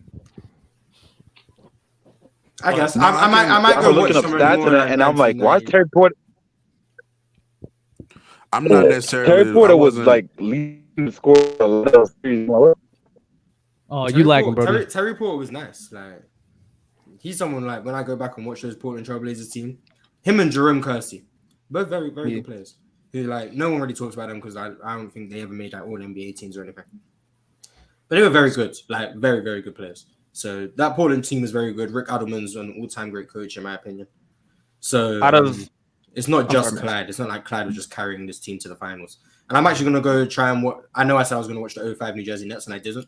But I'm actually gonna go and watch. Like, this one's better. It's more important than the 05. Yeah. Nobody wants to watch the 05 one. So I might try and find some time to go watch that. Should leave that. Just dead that conversation, bro. Got you. So, yeah. Did they beat the Bulls with Sabonis is there? I was going to mention Sabonis out of Trailblazers. Where would you rank Sabonis? He wasn't there for long enough. His body was breaking down. And from what I saw, like, Arvydas Sabonis, I don't know what he was doing in Europe. I haven't watched any games of Arvydas Sabonis in Europe. But the stories I've heard, he was much better in Europe than what I saw in the NBA. In the NBA, he was a good passer, didn't really move very well, kind of slow, sluggish, physical, had good touch in the mid post area, couldn't really shoot from three, didn't really have much range, had a very weird shot as well. Like if you watch it, it was like I don't know how to explain it. It's like he was throwing the ball at the rim. It was very weird. But Arvydas in Portland Trailblazers history, he's not that high. I just don't think he was that great for Portland for very long. But if the European stories are true and he was that good, very good player. But I'll never know. I'll never know. It's funny as I'm not gonna go out my way to watch Arvydas Sabonis play in Europe, and I'm not gonna judge him off highlights. So I'm never gonna know. So, but even then, it's kind of hard to factor in like you playing in the European League and then you playing in the NBA. And Rasheed Wallace. How long was he in Portland for? He's top 10. He got traded in 04 to go join the trade. So he was there for like 5 years. Wasn't he drafted in 96, 97? Yeah, like 6-7 years, I believe. 1, 2, 3, 4, 5, 6, 7. 7 years. Sheed wouldn't be. I don't think I'd have him over LaMarcus. So if LaMarcus is 4 as of now, because I'm struggling to think of people. There's some guy, I can't remember his name. And I don't know why I can't remember his name, because he's pretty pivotal. Portland Trailblazers? Yes. He played on no. Like Bill Walton times. He played on Portland in the Bill Walton times. He was a left-handed player, like a power forward, I believe. I can't remember his name. Did he play with him? Yes. And I can't remember his name. Like someone's gonna say in the chat, I'm like, oh yeah, him. But I can't remember his name. He was very good. But I can't remember his name for the life of me right now. But he was also very good. But I don't know how long he was in Portland for either. But if someone in the chat can help me with him, that would help. Maurice Lucas, thank you. Chat. Him. He was very good. Like little jump shot, mid post game, probably the best scorer on the team. Very, very good player. I like him as well. So there's a few players who I think have like an argument for that 5th spot. But I think the top 4 is Bill Walton, Clyde Drexler, Dame, and LaMarcus. So there we go. Nice. Let me ask y'all a question. Y'all think Shaq can guard Jokic? Nope. No. I don't think they can guard him. All right. Oh, fact. Okay, I agree. Yeah, neither of them are guarding each other. When Ticket be talking, when Ticket be talking, I'm like, there's no way Shaq is guarding a pick and pop. Rick Smith's loose to like destroy this nigga. What? No, this way he can guard a pick and pop player. I know Jokic doesn't have a dominant post game. I was told that by Stephen A. Smith. This is what's gonna happen. I got taken out of context. What was it, Mars? What did he say? He said they were saying offensive centerpiece from a big man, Shaq or Jokic, Jay Williams or whoever took Jokic, JJ Redick and Stephen A took Shaq. Mm-hmm. When it came to that, Shaq, Stephen A was saying Jokic doesn't have a dominant post game in like compared to Shaq in terms of he doesn't overpower you and just like put you in the rim. Not that he wasn't a great post player, but he compared it more to Kevin McHale, like touch, footwork, counters, etc. Where Shaq was going straight through you, and that's what he called a dominant post game. And that was being taken out of context. You know that. Saying that that's back to the basket though. That's not. Yeah, you know that Shaq. Yeah, I'm just saying like he didn't mean it as in like Jokic ain't a great post player. Like he wasn't saying that. So where would you rank Jokic as far as top 10 centers? He's easily top 10 in my opinion. Easily. What time I have him? Okay, let's go. Kevin McHale is a great comp for like Jokic. Yeah, he is. Kevin McHale's touch is crazy. Yeah, Kevin McHale's touch is crazy. Kevin McHale post game top 5. Kareem. Maybe that's a whole Kareem. But Kareem, Bill Russell, Shaq, Hakeem, Wilt, David Robinson, Moses Malone, Patrick Ewing. Those are the 8 I have over Jokic all time as of today. And if he wins, and that's because of longevity. Yeah, I have 7 to 10. Dwight Howard is debatable, and then I'd probably have Jokic right there. So I'd probably have him 8, 9 or 10, or 8 through 10. I thought 7 through 10 would be fine for Jokic. If Jokic 3 more years at the same production, what would you rank Jokic? Yeah, he's over Moses Malone. He could if he continues like with this, he could end up being like top 6, 5 maybe. He's 28 right now. Normally they do this. It's hard. It's hard to break into that top 5. Yeah, it's hard to break unless you don't rank Wilt Chamberlain and Bill Russell because of. Nah, I rank Bill. I don't respect Wilt that much. So I'm not crazy. Wilt did drop in the playoff a lot. He did drop in the playoff a lot. He could move over Wilt though. If he think about like when Chamberlain like number 13 all time, do I see Jokic getting into the top 13? Wait, Mars. How much more years of this production can he do that? Like, if he's at this production, how many more years do you think he can pass with? If Jokic plays at this level, 2023 level, for like 4 or 5 more years, he'd be a top 15 player of all time. He can do that. He can definitely do that. He's only 28. He's only 20. Unless it's an injury. He would still have the 2021 season. You don't value. Yeah. So he'd be top 15. And the win. You don't value championships as much. And if he wins, I don't value him at all. Yeah. Watch this. If he wins, that's gonna be pretty well received. You said at all?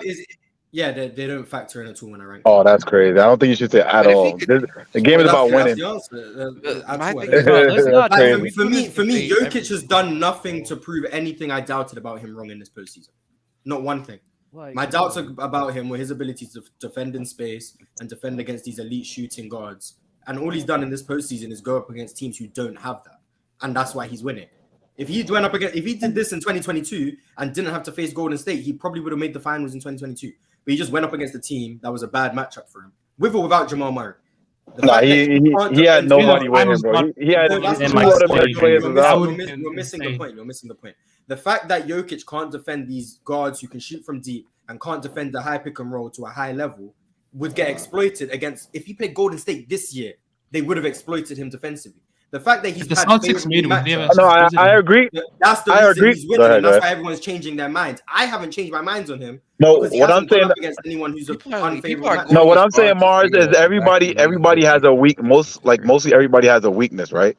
So just because Jokic has that weakness doesn't mean anything. He didn't have his players. He didn't have his second, and you can say Porter was like third best player or fourth, whatever. He didn't have these players, so obviously he couldn't. Wouldn't change the outcome of a but I've never. How do you know? You don't know that.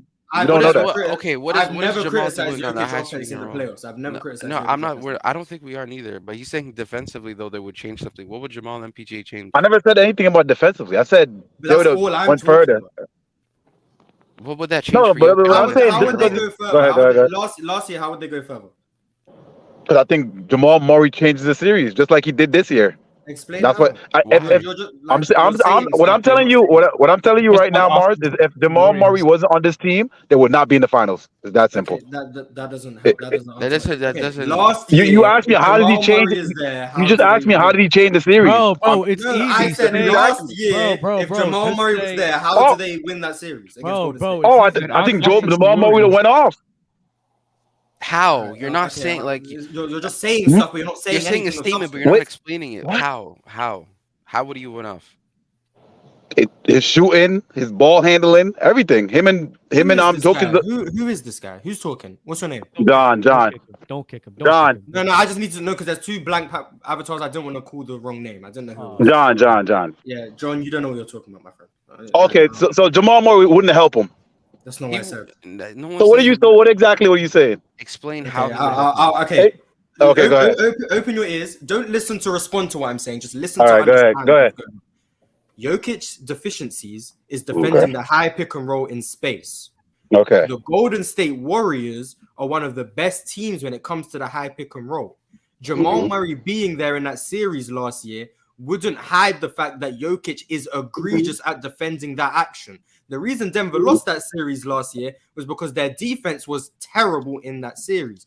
Jamal Murray being there would not change that fact. That is what I am saying. His weaknesses have not changed this year, but they aren't going up against any teams that can expose his weaknesses. And everyone's changing their opinion of him when he hasn't gone up against any teams that have the personnel to attack his weaknesses. If he went up against the Portland Trail Blazers, would they win the series? Probably. Would Dame cook him defensively? Yes. If he went up against the Cleveland Cavaliers, would Donovan Mitchell cook him? Yes. If he went up against the Boston Celtics, was Jason Tatum cooking? That's what. Yes. That's what I'm saying.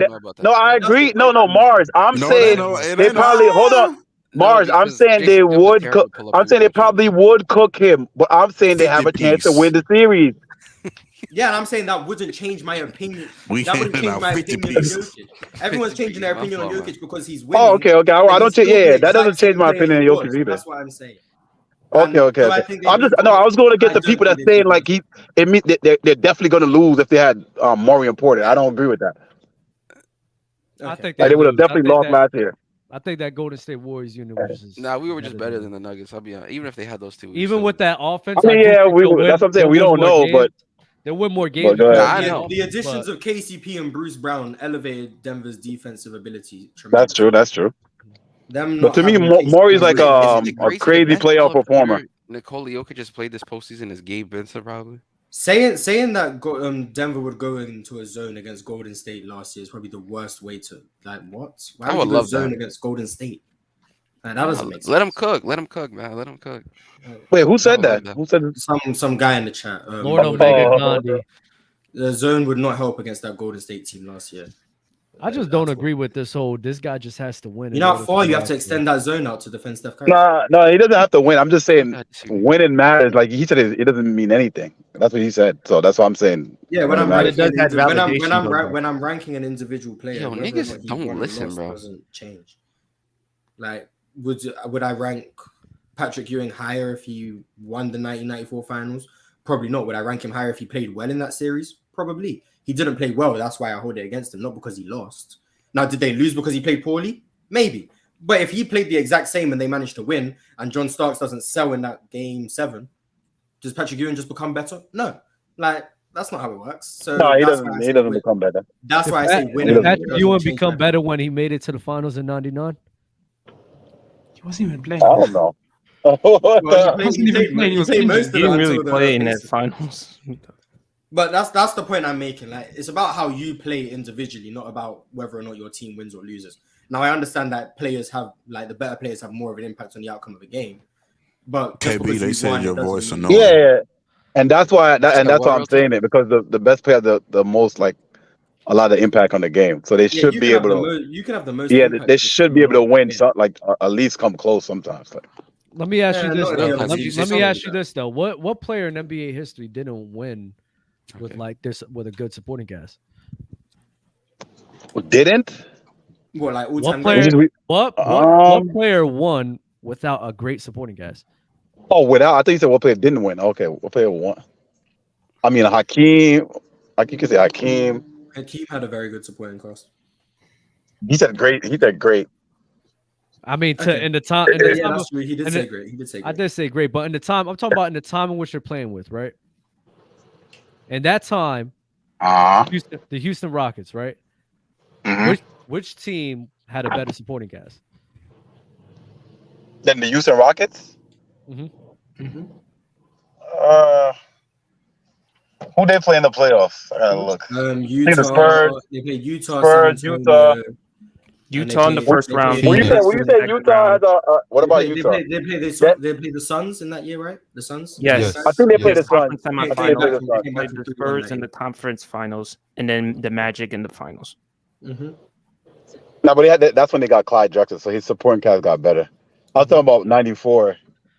More. I can't remember who they played in '94. I know they played the Knicks in the finals. They played Utah again. They lost. Yeah, I know they played Utah. They played the Sun. They played the Suns. When you say Utah has a better, right.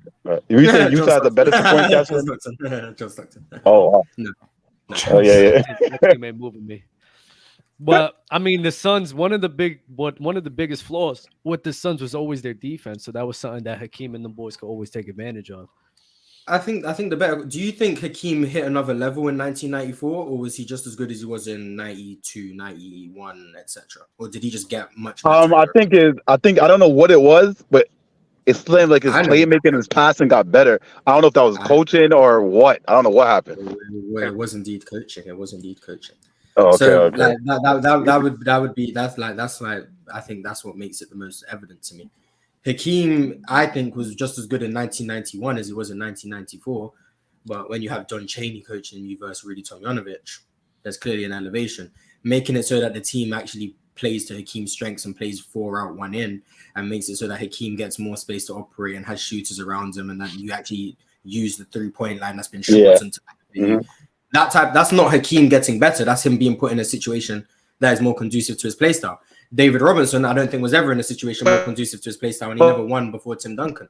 That's not David Robinson's fault, in my opinion. But he lost, and everyone calls him a loser, like Chloe, when he has to try to push his Tim Duncan agendas. Like that's why I don't use winning and losing, because I understand that there's too many factors that go into things, and like when you actually look at what teams were going through or how they were playing and what was actually beneficial and what wasn't, you stop acting like it's just one player who's the reason why a team wins and loses. But yeah, and that boy, go ahead. I just think it's extremely difficult to put those standards onto. I think it's wrong to put those standards of people where, oh well, the winning got to count for something, because the only few players that comes to mind that won without this great supporting cast were Dirk, but even then, his defense was great in that finals run. Not Kobe Bryant, and Hakeem Olajuwon. So it's Dirk, Hakeem, and then who else?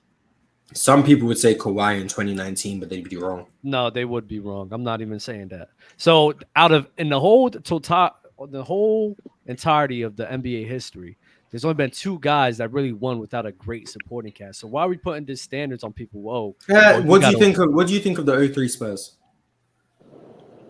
They were decent. Tim Duncan could fall under good defensively. Tim Duncan. Because I still think David Robinson was a good player. I know it was his last year of his career. I still think he was good. Tim Duncan could fall defensively. Defensively, I think he was still very good. Tony Parker, no. Manu Ginobili, not really. Steven Jackson, meh. Speedy Claxton, meh. But I think, yeah, they did. I think the team was okay, but I wouldn't consider it a great supporting cast. But I just wanted to know if you consider like that team as one of the teams that would count as. I think because they beat the Kobe and Shaq Lakers, which is actually phenomenal. But like outside of that, they were beating guys I just thought that they were better than. But I mean, beating the Los Angeles Lakers, bro. I mean, I'll give them props for that. So did any of y'all watch that series? Like the 03? The 03 series? I haven't watched that series in a while. Oh, okay. Because I want to know how they win. Like, no, because normally the Lakers was killing them every year. Tim Duncan was cooking like everything. Like he was killing Shaquille O'Neal down low. Manu Ginobili was putting in good minutes for them as well off the bench. Tony Parker wasn't that great. But Tim Duncan, I'm not gonna lie, he was just phenomenal in that whole playoff run, and he was the X factor. Kobe was good. It was a lot of shot chucking from him, and the defense where they were trying to get the ball out of Shaquille O'Neal's hands. I mean, that's just what they did to beat them. I think they were just ahead of the curve when it comes to zone defense, because Popovich was probably the best coach in the league at that point. And when the rules changed, Popovich managed to adjust his defense. And that's why the Spurs were able to be so much more successful than a lot of teams that year defensively, because they had some very unique coverages for the time. And I don't think many teams had seen that before. But there's a lot of like, once this season ends, like once we have the winner of the finals, like I'm gonna go on a long spiel just going back on. Bless you. I'm gonna go on a long spiel of just watching like some like older playoff series and older teams, starting probably with the 05 New Jersey Nets. But I wanna go back. The 05 New Jersey Nets. Why? what's over the 05 New Jersey? So that I can cook low on whatever we were talking about. But yeah, Speaking of rule changes, like a bunch of old teams and old playoff series that I haven't watched in a while, or new ones. The rule changes affected the game. They won, so they're different. Yeah, Tim Duncan was indeed rule changes right now. They should bring back the 3 seconds, so that you can just camp in the lane. That will make zone defense better. They don't, but the thing is, they barely ever call 3 seconds, so it doesn't even really matter. No, but they barely ever call that shit. You can still see, especially like the best players, they're able to read the big man and know when he's about to step out, then they drive. But if you just have someone who can just stand there the whole time, that would make defense better and make zones more viable. They have to do something to allow the defenses to catch up to offense, because it's unfair what's going on right now. Defense have no advantages to play on. And that's why I give a lot of credit to these coaches who are able to come up with good defensive schemes, because you're working against every single possible disadvantage and you're still coming out with good defenses. So I think that is true. This is a question. They're doing everything. I want to ask people, if we're doing this air attacks thing, right? Are players of today naturally better defenders than in the past because of how much ground that they have to cover? When you air attacks? Yeah, because you're great. If you're a great defender now, right? Doesn't that speak volumes to like your all-time rankings? Because you're in an era where, well, number one, the spacing is at an all-time high. On top of that, the pace is at an all-time high. Number three, the talent is at an all-time high.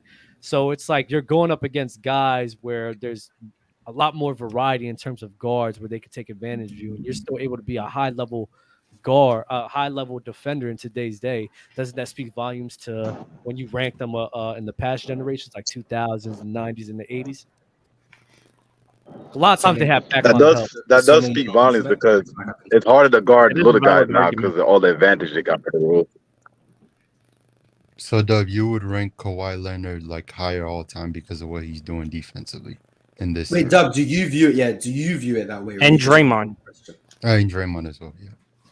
Draymond's not really an on-ball defender, but do you view it that way, or are you just asking us the question? I think that's probably the best place. I'm asking y'all the question, and I'm asking y'all the correct question because I don't know if I should view it that way yet or not, because it's up in the air for me, bro. So I don't know if I should commit to it or not. Well, I was genuinely asking the question because I really do think should we start viewing things in that way? You should give them a little bit more credit. Yeah, you should give them a little bit more credit because the way the rules change to give advantage like little guys and stuff, so it should be harder. So they're doing a harder job, and like you said, the ground they have to cover. So I don't know. Then there's some should give them guys a little bit more credit. There's some guys, and I talked about this with Mars about Draymond Green. There are some guys that do benefit from not having to play one-on-one and being a roamer, because like Draymond in the 90s or even Giannis in the 90s. Do I really believe in like they one-on-one lockdown capabilities like that? No. So I don't know if they would be as good as they are in this era than in that era. But guys like Mikal Bridges, like Drew Holiday, mainly the on-ball defenders, or like Anthony Davis or Bam, I'm looking at bring up Rudy Gobert too. How Rudy Gobert would benefit if there was no 3-second violation. Rudy would look like a top 5 defender of all time. But yeah, I think with anything it goes both ways. Relax. There's people Dikembe Mutombo. He should be Dikembe Mutombo. He'd be viewed the way Dikembe Mutombo is viewed. But defensively, not offensively. But I think it goes both ways. Like with any era, there's people who benefit from the rule changes and there's people who y'all have Dikembe top 5? No, I don't. Okay, so then it wouldn't be top 5. Yeah, I don't think he'd be top 5. I mean, the top 5. I think he'd be viewed as a crazy defender. Like, yeah, I mean, for some people, he already is. Top 5, I guess. Yeah, he might be top 10. Maybe. Is Rudy a better defender than Kareem? Isn't he viewed as a crazy defender today? He got like 3 defensive player of the awards, right?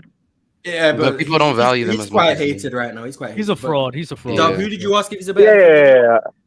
Yeah. Is Rudy Gobert a better defender than Kareem? I don't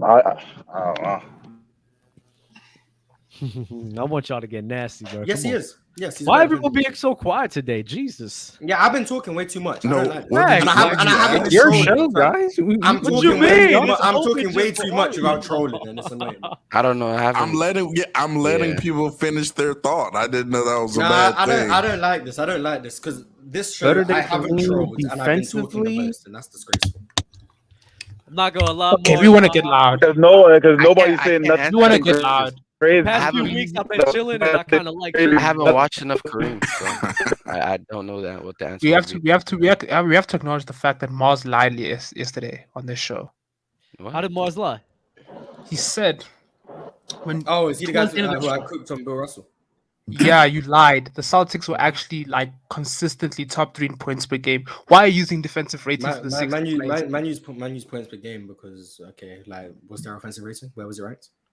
It was like bottom all the time, but like that doesn't matter. They were top 3 in points per game consistently. Man called it a lie, but I just want to. Yeah, I knew you were trying to trick the audience with your stats. That's what you were trying to do.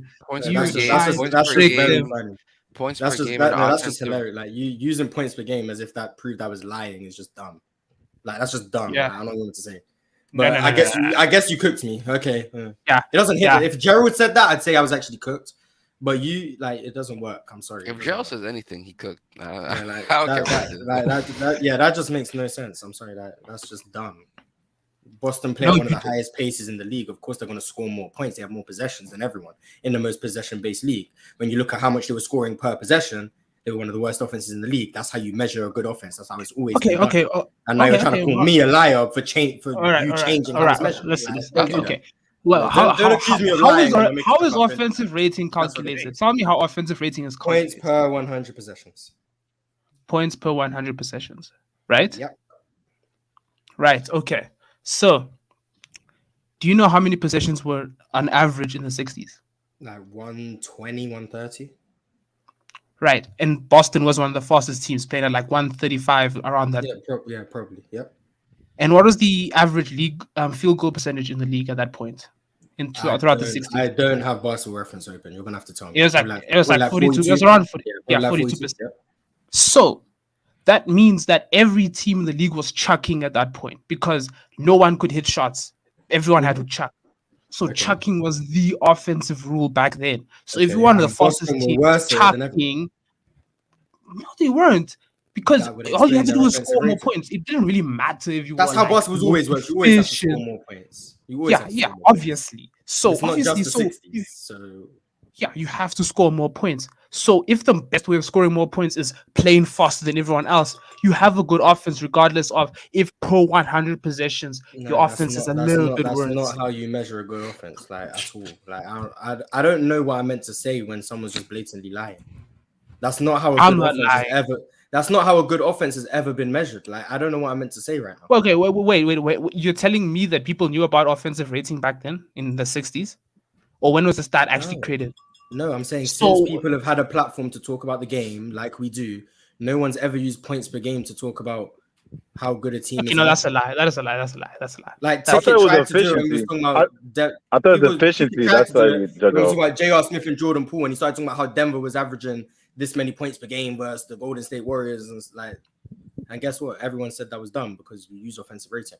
The Warriors were like a top 5 points per game as a team, but then their offensive rating was like middle of the pack. They were average offense. Yeah, like I don't understand because I'm confused because Golden State play like the second highest pace in the league, so they score like he said was some of the most points in the league. But no one's gonna say they were one of the best offenses in the league because they played at a high pace. That doesn't make sense. So I'm confused at how. It's error specific because in errors playing at a high pace is probably better. It's better to play at a high pace if everybody is playing at a higher pace. If the pace is slower, that doesn't make your offense good though. They were still it doesn't make your offense more efficient. They were just adding up more possessions. That doesn't make the offense good. They're just doing more possessions. Which is fine, like nothing wrong with getting more possessions. Force turnovers, get possessions, cool. That doesn't make your offense that's not a good offense. It literally makes it worse. It takes you more possessions to score than other teams. So. Yeah, like that's literally the opposite of what teams are good. And if you can create those possessions, it doesn't matter. If you can literally create more possessions for yourself by that's the sign of a good defense, not a good. That's defense. Yeah, that's defense. I don't know what I gotta do. I don't. You're proving my point. I don't know if you're doing it on purpose or not, but you're proving my point that they were a great defense because of Bill Russell. And their offense wasn't very good. And you said he was the one who pioneered the fast break. So that would argue he was maybe their most impactful offensive player. But I'm not about to do that. So I'm just confused at how you can call me a liar and you're the one changing how offense is measured. Like, I'm not changing anything. I'm not changing anything. Okay, they so had an offensive offense. They had an offensive scheme that worked and made them one of the best offenses. Did they have a high offensive rating? No, they had one of the worst in the league the whole time. Yeah, what are you talking about? They were bottom 5 because they scored a lot of points because they played more possessions. Points. But I want to ask you if the reason they were a good offense was because they got more opportunities because they were able to get on the fast break and they got stops. Would you then say Bill Russell was their best offensive player? Most impactful, definitely. Okay, cool. Let's do this. Bill Russell led the best defensive team of all time, one of the best offensive teams in the league at that point. But yet you still want to question Bill Russell's impact for being the GOAT. Explain that one. Yes. Yeah, I mean, because there's how many guys who've done that? There's like how many? 4 or 5 What? How many? There's like 5 guys who've Name done me that. every guy who's led one of the best defenses and one of the best. Not offenses. defenses, offenses, but while being on one of the better Bill Russell defenses. did both. Yes, Bill Russell did both. By your admission, he did both. So tell me who's done that. Who's done that? Let's see. Michael Jordan, LeBron James. Michael Jordan was responsible for the Bulls having one of the best defenses of all time. Michael Jordan was part of that, definitely. One of the. No, he was on the team. So was John Havlicek. That's not why I asked. No. You're not getting what he was like majorly responsible. Not like one of the. No, because I made sure I prefaced this when I said, would you call Bill Russell the most impactful offensive player? You said yes. Bill Russell was responsible mainly on both sides. Number one on defense, number one on offense, by your own admission. Tell me who's done that in NBA history. Not one of the main. Tell me who's been the main on both sides of the ball. Tell me. Wait, no, he's not the main on the offensive side. So now you just said it, yo. What in terms of impact, he was definitely. That's what I'm talking about. He wasn't exactly. Tell me who's been the most impactful offensive and defensive player on their team, and have had the best offense or defense in the NBA at the same time. Tell me. Larry Bird. Tim Duncan has definitely. Larry Bird was not the best defender. You're gonna have to tell me when the Spurs were one of the best offenses of all time and the best defenses at the same time with Tim Duncan. I think maybe the only year they might have done that is 2014 when Tim Duncan was washed up. Like, tell me when he was all-time great on one side of the ball, the best in the league on the other side of the ball, and you were the best on both sides of the ball for your team, most impactful. If Tim Duncan's the only example, carry on, please. I need more names. Yeah, like okay. So what you're telling me, right, is that you agree that Tim Duncan was on one side of the ball, the most impactful. No, I'm just asking for more names because you said many people have done that. I'm asking for more names. I said a few. I said like there's 4 or 5, right? Okay, and I've got one. Which means that there is still a debate up. I'm not saying. I don't think Tim Duncan ever did that. No one else believes Tim Duncan has done this, but I need more names. You're giving me one. I need the 4 or 5. You need the 4 or 5. Like I've already said, LeBron James, Michael Jordan, Tim Duncan. Those aren't true. But that's true. Yeah, they are true. Those are true. Those are definitely true. Those are definitely true. And also, when were the Bulls? And also, when were the Bulls? We have 5 names defense or offense, and one of the best defense in the league at the same time. And when was it? Because Michael Jordan was their most impactful on both sides of the ball. 91. So Michael Jordan in 91 was the most impactful defender in the Chicago Bulls, in your opinion? Yes. And they were one of the best defenses in the league. Yes, they were one of the best. And they were one of the best offenses of all time. All time? No. Okay, let's do LeBron James. When was LeBron James the most impactful defender and the most impactful offensive player and led a team that was all-time great on one side of the ball, offense or defense, and was one of the best in the league on the other side of the ball? Which year? 2013. Okay, so 2013, most impactful defender, LeBron James, most impactful offensive player. Which side were they all-time great on? All-time great. The 2013 Heat were like, I think they were offense. They were really all-time great offense. Okay, so they were an all-time great offense. Okay, and they were all-time great on offense. By his. What? That's what he said. I'm just going based on what he said. I need to check this. This is blowing me right now. I'm just going based on what he said. Like, don't get mad at me. I'm just going based on what he said. I'm mad. I just want to check. The Miami Heat were okay. Now that we have 5 names, my point has been. No, you gave 3. Tim Duncan, MJ, and LeBron, and MJ wasn't even true. But you've given 3, so that's not 5. So once again, I'm going to ask for 2 more names. You want to ask for? Okay, you didn't hear me what I said. I also mentioned. None of them were true. I also mentioned Will Chamberlain, 1967. Okay, 1967. 4. Okay, there we go. 4. Are we happy with 4 names? Because 4 names, yeah, 4 names. Okay. So there's 4 names alongside Bill Russell in that conversation. Who have done it once? Yes, who have done it once, whereas Bill Russell was doing it for his whole career, by your own admission. But yes, they've done it once. Yes. Don't you got to specify what an all-time like offensive, like is it a top 20 offensive of all time or top 10? Like what is all time? I mean, for me, when I consider an all-time offense, I'm looking at like top 75 years in NBA history. I'd say a top 20 offense of all time would be an all-time great offense. Me personally. Then that's what I'm saying. Then we gotta have to look at those. Yeah, then we have to go look at those teams he mentions and actually look if all this shit is true, because I don't believe none of this shit he's saying is true. Do you want me to? Do you want me to go? You want me to go through the top 20 all-time offenses? No, I don't want you. No, it's not. I don't want you. I want him to do it because he's the one that's saying this shit. No, but I can just list them off and then he can tell me like. No, stop. He's cooked, Mars. Let him. I know, but I'm enjoying this. Nah. So let's do this. The 04 Dallas Mavericks have the best relative offense of all time. They were a trash defense. We all understand that, right? So they wouldn't make the cut. The 05 Phoenix Suns are number 2, another trash defense. The 2016 Golden State Warriors, number 3. But then we have to understand that Draymond Green was the anchor of the defense, so Steph Curry wouldn't be. Doesn't count.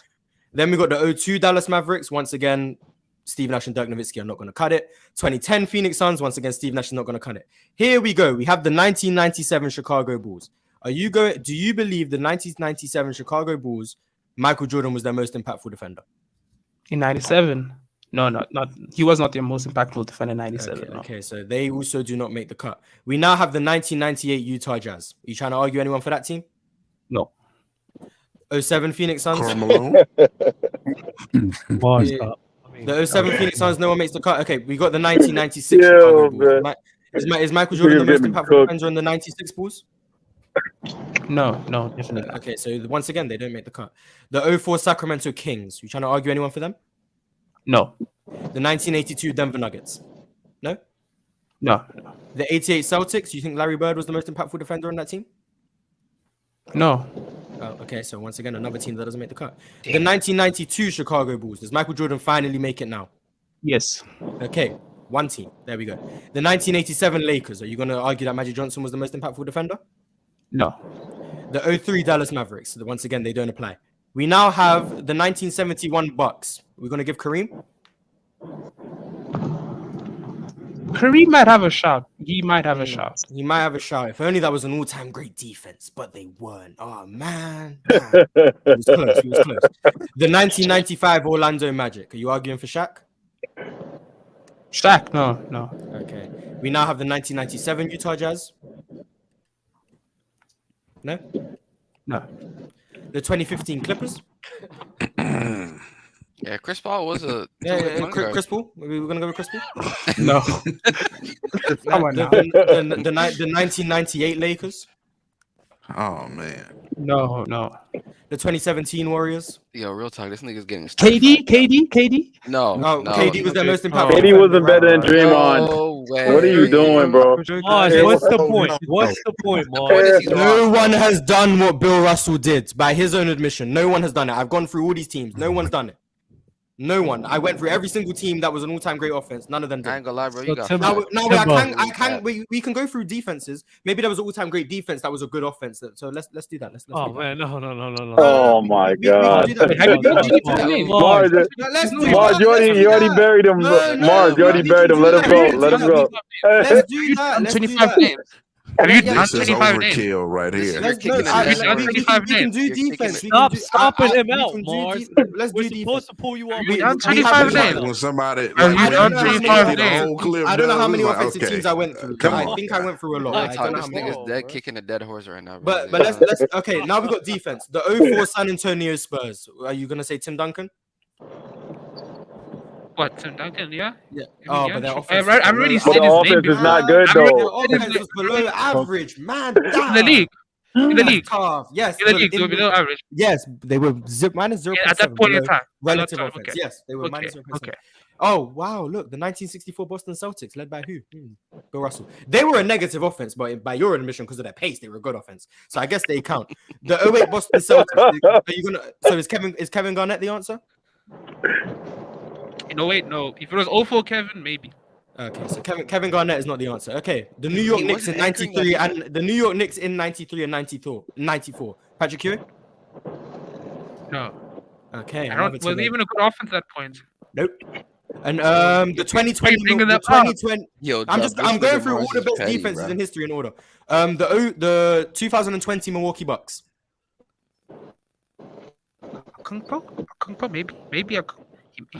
Maybe. Yeah, they were a plus one. They were a plus 1.9 offense, which isn't great. They were a good offense, not one of the best in the league. But hey, bro, just act like something wrong with your Wi-Fi. Just act like something wrong with the Wi-Fi. Let's give you Giannis. We'll give you Giannis. So right now we have two names: Michael Jordan and Giannis. The 04 Pistons. Wait, what? Why are you giving Giannis?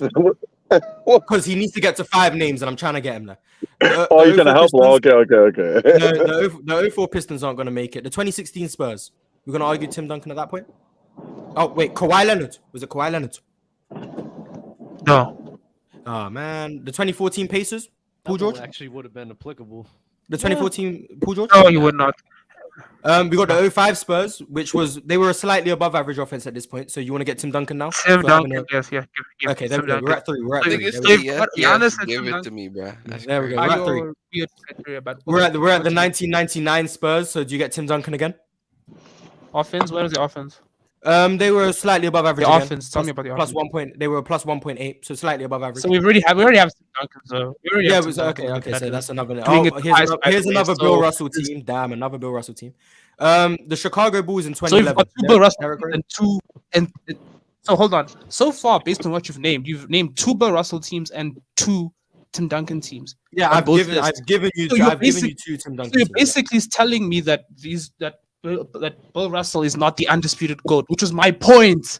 No. What I'm telling you is I've had to lower the barometer. I mean, if you think that's your comeback move, ridiculous. What I'm doing is lowering the barometer to try and get you some names that would fit the criteria. He's trying to help you because I'm literally those teams are not good offensively. Yes, I'm lowering the bar to get Tim Duncan, and you think that you're making a point.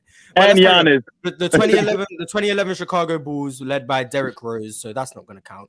The 2011 Boston Celtics, in which you already said no to KG, so definitely not this KG. The 07 Chicago Bulls, Ben Gordon, is that what we're doing? No, not doing that. Damn. Okay, so now we have the 06 and 07 Spurs, both of which slightly above average offenses, but I guess we'll give you Tim Duncan. So it sounds like Tim Duncan is the person who would be the GOAT by this criteria. The 09 Orlando Magic, Dwight Howard? No. I'm about to spark one up for you, fam. Okay, we have another Boston Celtics team, but KG doesn't make the cut. The 1989 Utah Jazz. Does Karl Malone make it now? No. Okay. No. The 2012 Chicago Bulls, they won't be applicable. The 1975 Washington Bullets. Wes Unseld? Oh, man. No. Was Alvin Hayes on that team? He was a liability. You want to give it to Alvin Hayes? No. I'm joking. We have another Boston team here. The 2014 Chicago Bulls and the 1997 Miami Heat would be the 25th greatest defense relative to era. Are you going to say Alonzo Mourning?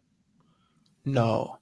Okay, so by lowering the standards, you got Michael Jordan in 1992 or 91, one of those years, Tim Duncan a few times, and Giannis. So 3 people, not 4 or 5, 3 people. And that's with lowering the standard of being one of the best. That was my point. That was my point the whole time. No, your point wasn't they were all time. Your point was Bill Russell was leading the best offense in one of the best, was the most impactful offensive player on one of the best offenses in the league, and leading one of the best defensive teams of all time. That was your point. No one in which I just mentioned was doing any. Remember, you said that. Oh, well, it doesn't really count because there were so few teams in the league. So when did I say that? Yesterday. I said what doesn't really count. No, I said what doesn't really count.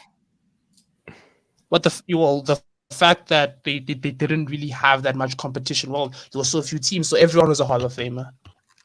What I said was when someone asked about Bill Russell's comp and I brought up Wilt Chamberlain and they said that's one guy and I said, well, that's 12.5% of the teams because there was only 8 teams. So Wilt Chamberlain being on one team is already 12% of the whole NBA in terms of rosters. Then I spoke about the Lakers also having a great team. Then you got the Cincinnati Royals as well. That'd be 3 teams plus Bill Russell's team. That means half the league was like great. But that's what I said. I didn't say that there was less teams, so the talent wasn't that great, and that's why they were Hall of Famers. I said Casey Jones was in the Hall of Fame because he was a coach. I said Tom Sanders is in the Hall of Fame because I believe it's just because he won rings. And I said Tommy Heinsohn, Bob Cousy, John Havlicek, and Sam Jones are legit Hall of Famers. That's what I said. But then I also said, if the offense wasn't good, which by my admission it's not, but by your admission it was, how are they so talented this great offensively if the offense was never good? But you believe the offense was good and Bill Russell was the most impactful player. So by your admission, Bill Russell is even better offensively than I'm saying. That's my whole point. So therefore, he could be in these GOAT conversations. And did I say he wasn't? I said he was in a conversation with a few people, right? Yeah, and all Giannis these, and Tim Duncan, and all you've done, and all you've done is prove my point. So what Yeah, was I mean, if if you believe your point has been proven, that's fine. If you believe your point has been Dub, proven, that's Mars, cool. I gotta go. I gotta get to work, man. Talk to y'all later, man. Thank you for pulling up. This nigga was waffling with like, There oh we my go. god, Yeah, just chatting, bro. That was Super chats. Super chats. That was wild. If you had to make the greatest Fool's Gold team of all time, looks great on paper, terrible in practice, who would you select? Coach, players, and all. That's a good one. Let's brainstorm this. Doc Rivers. No, doesn't look good on paper. Doc Rivers doesn't look great on paper either. It don't look great on paper anymore? Nick Nurse. Maybe like 5 years ago. A coach who looks great on paper but isn't like that good. We're gonna do hot take. You guys want a hot take? Mike Yes. Phil Jackson. No. Facts. No. Oh God, here we go with the nonsense. We can't do that. Hey. We can't do that. No, I'm gonna be real. I genuinely think the answer is Tyronn Lue. I think Tyronn Lue. Yeah, Tyronn Lue's a good one. That's my answer. But Phil Jackson's a troll. Everyone, calm down.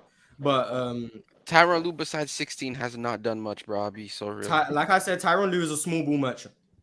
That's his adjustment. Every time it goes small. No matter who you're against, that's the adjustment every single time. So Tyronn Lue, right? Mm-hmm. Bill Walton.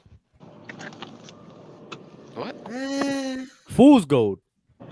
I don't think he's Fool's Gold more than he just got hurt. Like he was actually really like good, and there was no denying that. But, like a Fool's Gold center. Wait, you out? A Fool's Gold center would be like Joel Embiid. Like Joel Embiid is Fool's Gold. He's a yeah, but like not in the playoffs. Fool's Gold. He's hurt in the playoffs. Yeah, but Bill Walton actually got it done in the playoffs, so let's Fool's Gold. That's so nasty, bro. I don't think Joel. I don't like Joel. I don't like Joel. Is James Harden Fool's Gold? No. That's actually a good one. Top James tier. Harden. Very good. Ben Allen Simmons? Iverson? Let me stop. No, Ben Simmons is definitely a terrorist. Come on now. But he's not full. Hey, hear me out. But he's not full. Klay Thompson. Yes, he's a starting shooting guard. Definitely. Klay Thompson is Fool's Gold. Klay Thompson is Fool's Gold. Definitely. I think it's such a dropper. I like my backcourt: James Harden and Klay Thompson with Tyronn Lue. Respect Game 6, Clay. Julius Randle. Jason Tatum. He doesn't look good. Ever. Relax, buddy. Is DeMar DeRozan Jason Fool's Tatum. Gold? Is DeMar DeRozan Fool's Gold? DeMar DeRozan's Fool's Gold. No. He doesn't fool nobody. No, he don't. Low is saying David Robinson. I'm gonna be nasty here, even though it's my guy. But I think Tim Duncan agenda. Hey, y'all gonna be mad at me for saying this, but if I'm gonna match this criteria, Carmelo probably. True, that's true. Tracy McGrady. You got low-key Tracy is a great one, actually. So Tracy's James better than Clay, Melo, James. Yeah, but Clay, it's more no first round wins. Who's a kind of fool's Fool's Gold? Who's a fool's power forward? Fool's power forward. Draymond Green? Kevin Garnett missing the playoffs 3 years in a row in his prime. No, Draymond Green. No. Stephen Clay.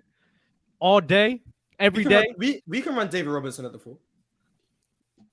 David Robinson. Oh, my bad. Karl Malone. Karl Malone could be the 4. Why would you say his name?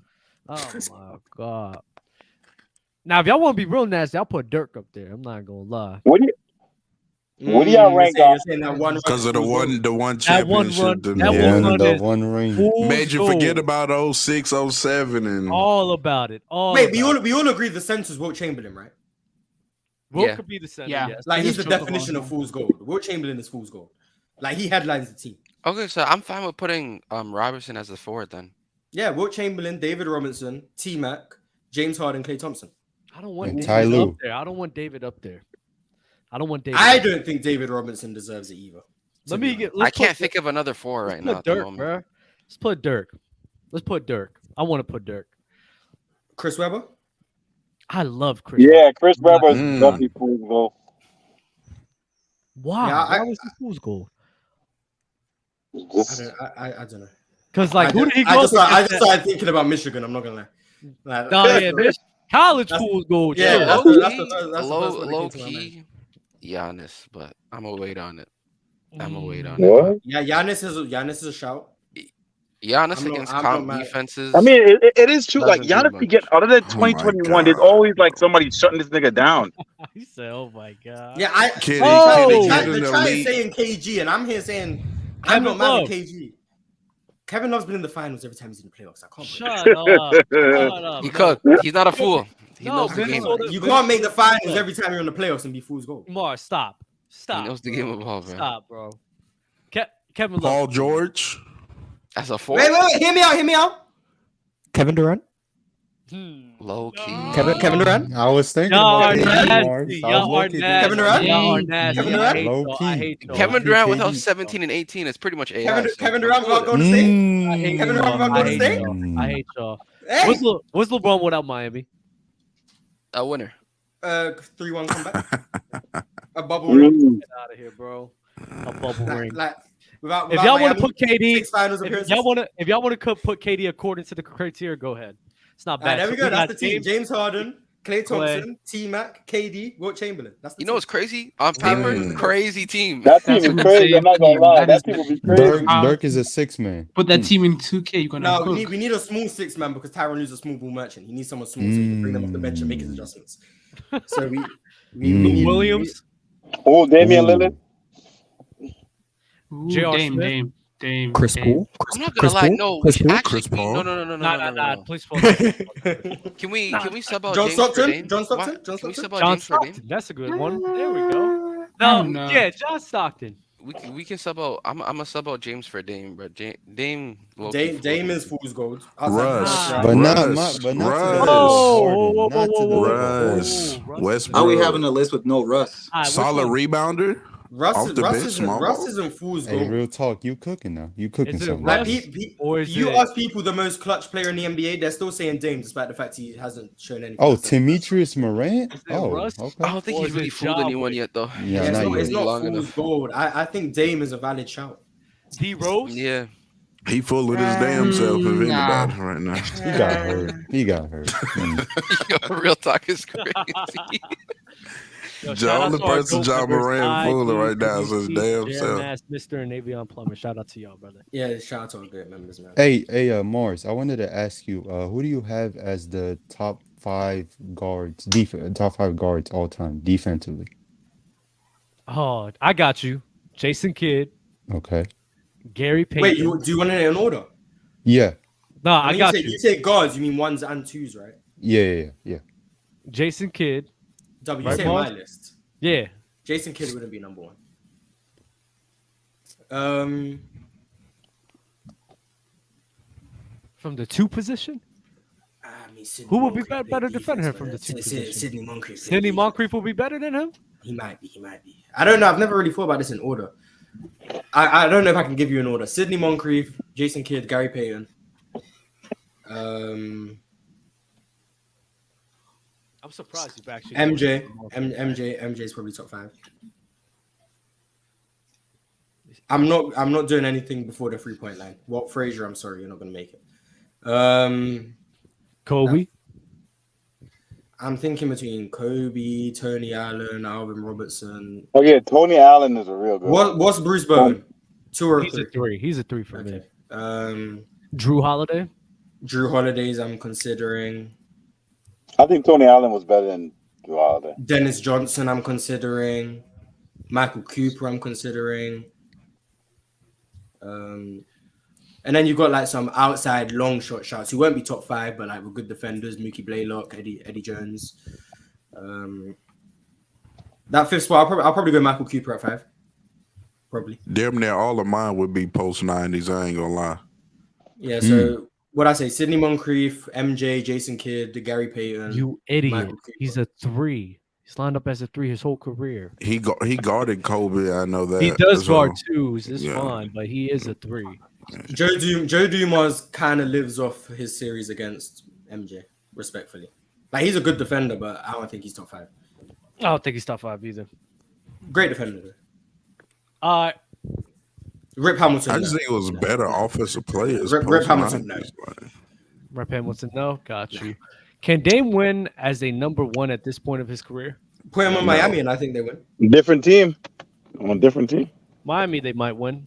I think a lot of people put too much like on this winning as a number one. Like put most great players in the right situation, give them the perfect situation, they can probably win. Yes. Now, I think Jokic can win as a number one. Now, do I think it's going to be consistent? Maybe not, because I still think he has matchup issues. I also think Joel Embiid can win as a number one if he's healthy. I mean, it's less about winning and about like the fashion in which you win and then how many flaws you really have, in my opinion. Anyone can get lucky once. Like that's kind of like the way I'm looking at it. Like, Giannis can win as a number one, but how sustainable is that level of success? Not that. That's like what I think is more important than. Yeah, because it seems like the same defense he's stopping Giannis. Just do that pack the paint chilling. To Jay in the chat, yes, I did say Dame couldn't be a number one on a championship team.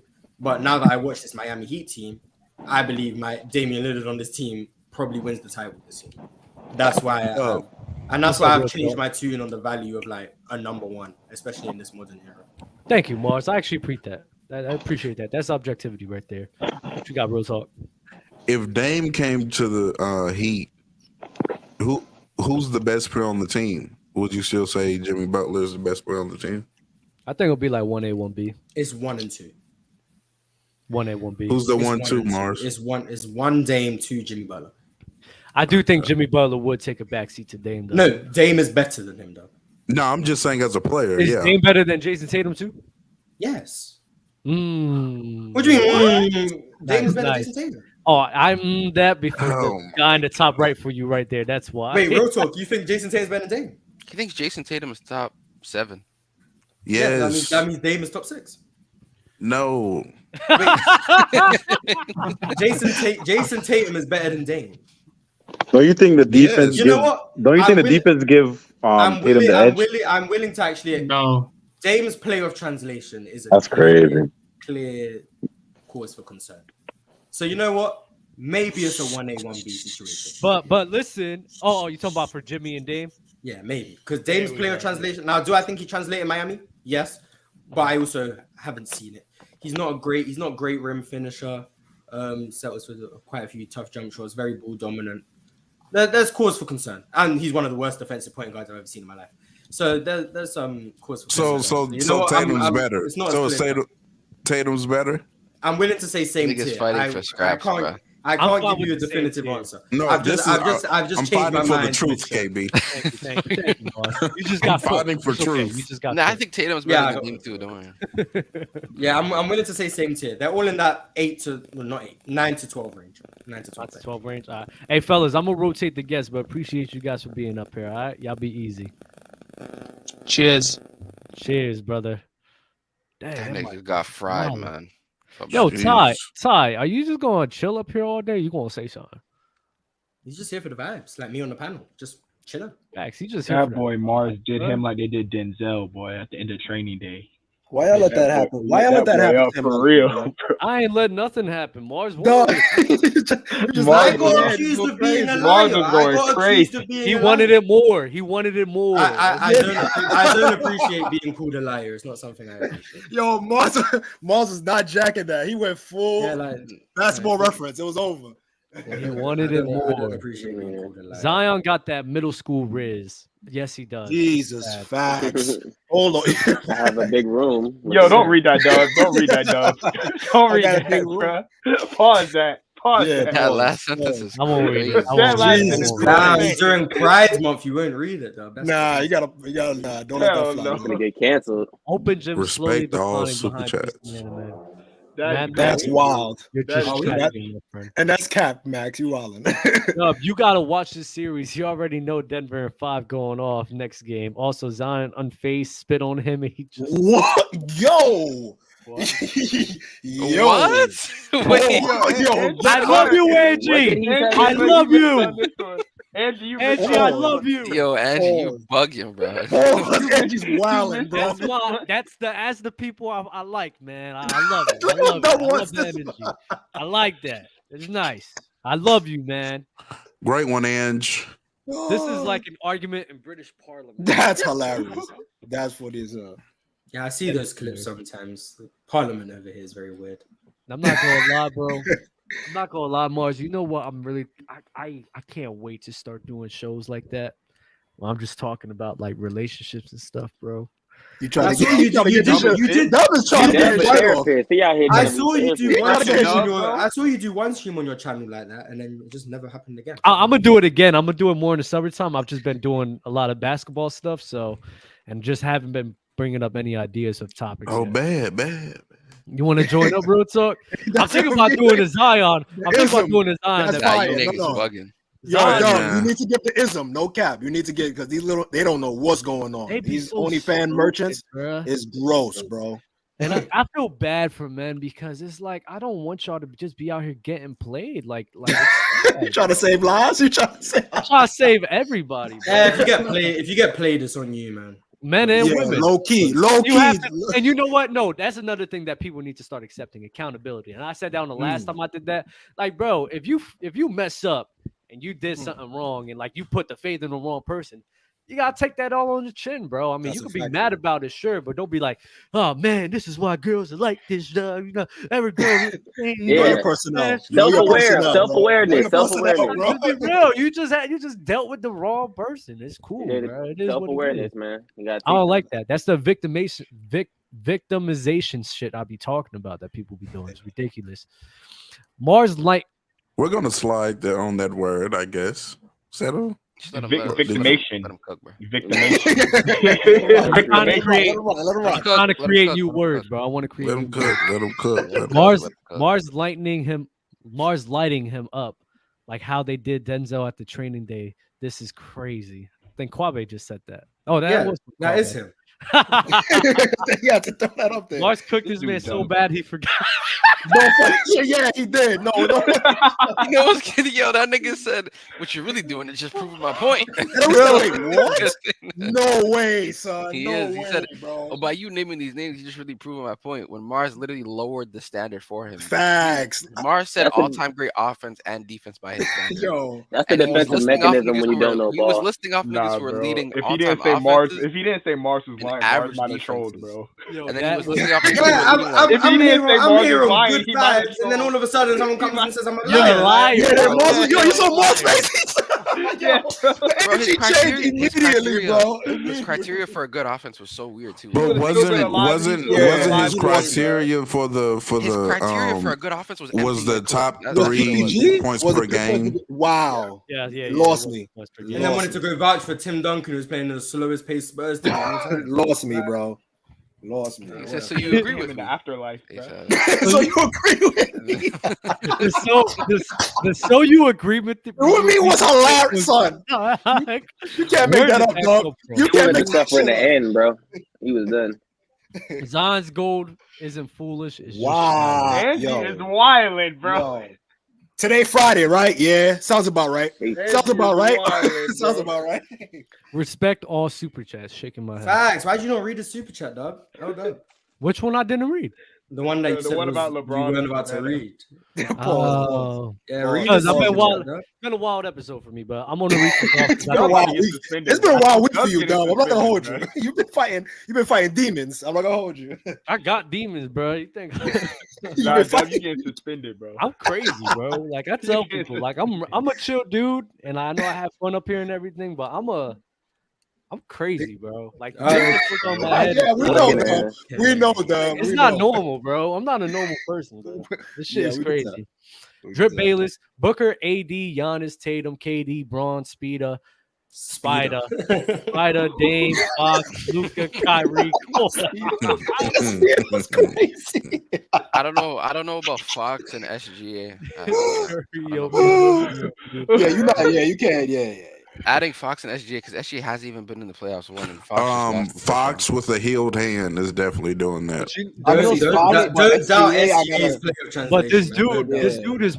I think he can't translate, but this dude is lying. Fox with a healed hand would have beat y'all. I agree. I think Fox would have done it. The dude is lying. Miami wasn't shooting. With a healthy hand, play shitty nigga. The dude is lying. He was cooking y'all. He was fun. Just like Ja was with a broken hand. Huh? He was cooking y'all. It's all right. Just like Ja, right? But the dude is lying because Miami was his hand broke. He was playing. Oh, so was De'Aaron. What? I'm gonna say it one more time. Not bad. That was bad for the guy, though. I'm trying to get his shit off. Go ahead. No, Dub. I heard you, Dub. I heard you. No, We're having our own because side combo. My it's fault. getting me mad because he's just lying. Like No, Miami's clearly not I'm still- being biased. That's the whole point. Duh. I'm a Laker fan. He's a Warrior fan. Is what it is. Being biased. Bing bong. It's a bing bong. about, bro. You know what? Y'all got it. Y'all got it. Y'all carry the show. Y'all go crazy. I got it. Y'all been Yo, quiet. whoever called Dub. Go ahead, KB. Real talk. What y'all got to say? What y'all got to say? I just said Fox, and I don't know about Go Fox. crazy. That's all. Like, Nah, bro, it killed me when that dude called Dub an idiot, and he was like, Bruce Bowen is a shooting guard, bro. How you gonna call someone an idiot and be wrong? when was this? While In the y'all was Superchats. while Mars was cooking Oh, that yeah, dude, the yeah. super chat, he said, "W idiot, Bruce Bowen's a shooting guard." Bro, and I say he's fucking stupid. Like his whole career. How you gonna pay money to be wrong though? Like that's crazy to me, bro. And y'all get mad at me for wanting to get money where it's doing this. Yeah. Like, Hey, come on, bro. no, Dub. I'm with you 100%. So don't If it's do not that at the Splash camera, Waterfalls, I don't want it, gang. Stop, Yeah, stop. please stop doing that towards the Stop doing camera. that. Suspended, bro. Yeah, You need to be bro. suspended. You know how It those gotta be bubbles Splash you know how those Waterfalls. bubbles be on the camera and stuff when like it gets wet in the Bro. water park? It gotta be like that, though. Yes, It gotta be like that. It gotta be like that, bro. Got to. That joint gotta talk. That joint If gotta I'm talk. paying bro. for it, that's the only type of thing I want. Y'all niggas are down. Bro, how did we get back here, bro? My bad. Listen. My bad. Give What, him the what did ism. you and Real Talk have to say? What did you? No, and Real Talk- They wanna I talk- just said I don't know about SG and Fox. I think SG's playoff translation is real, like it can work, but I still have to see it to believe it. You know what I mean? Why would it not be able to work? Because I haven't seen anything yet in the playoffs. Like, But do you I have mean, any What I it's said just reason to was- believe that it basketball wouldn't? at the end of the day. We Do watched you have it. any? Do you have any reason to believe it wouldn't, or is just you haven't skill seen set. it? yet, so I you seen don't him wanna go say up it against will? Minnesota without McDaniels, and he was like struggling in terms of creating his own shot in that I game. mean, one Like, game. One I mean, one game. Yeah, yeah, but that's one all. game. That's the most like playoff like game you're gonna see out of him yet. So that's what I'm saying. That's what I'm saying. I haven't seen anything yet, so I don't think so. Once I've seen something, then I can make an assessment. Is what I'm saying. Based on his skill set with shooters, you don't think so? sounds With his skill sounds like the argument that was being made against Jokic for a very long time. That's weird. That's a weird concept. Nah. 'Cause I think we're It still sounds the exact same. Jokic, We haven't seen Jokic do it yet, so we can't No, say we he's haven't gonna seen do Jokic it. go Like, it to sounds the same. finals and do it. But we've seen him in rounds go up against competent defenses and still perform well. So that's why it didn't make sense. No, we Yeah, didn't see But you SG judging hasn't- off of I one mean, game yeah, though. his name yet. It's Right. pretty similar. You just judge off SG one legit game. doesn't though. have You a just- playoff game yet. So like I just Yeah, he does. He played on the, The in the play-in? bubble. And the In the playing bubble. game he played well his In first the game. bubble. And the second and this In the bubble. oh no, you're right. It wasn't the bubble, yeah. But he wasn't as a number one though. That's what I'm saying. Oh my goodness, He KB. still played. He wasn't a number one. He wasn't a number one. It was CP, bro. It was CP. No, you're cooked. You're cooked. You're cooked. It was How CP. long is Okay, that okay, okay, Greece? Because you When I getting said what I fried, meant, my like, No, I boy. was thinking about it. I was saying Back it's to like your a number point. one. You're cooked. You're How cooked. What do you about want? the Greece, KB? Okay, bro. Getting fried. I don't It's okay. get how his He game was legit a doesn't rookie as a translate. Clipper. Then OKC was, you know. Hey, stop talking about it. You got cooked. Move on. You got cooked. Bro, You like got I'm saying cooked. as a number one, like What does it? happens? What Accept in his it. game doesn't show that it doesn't translate or wouldn't translate?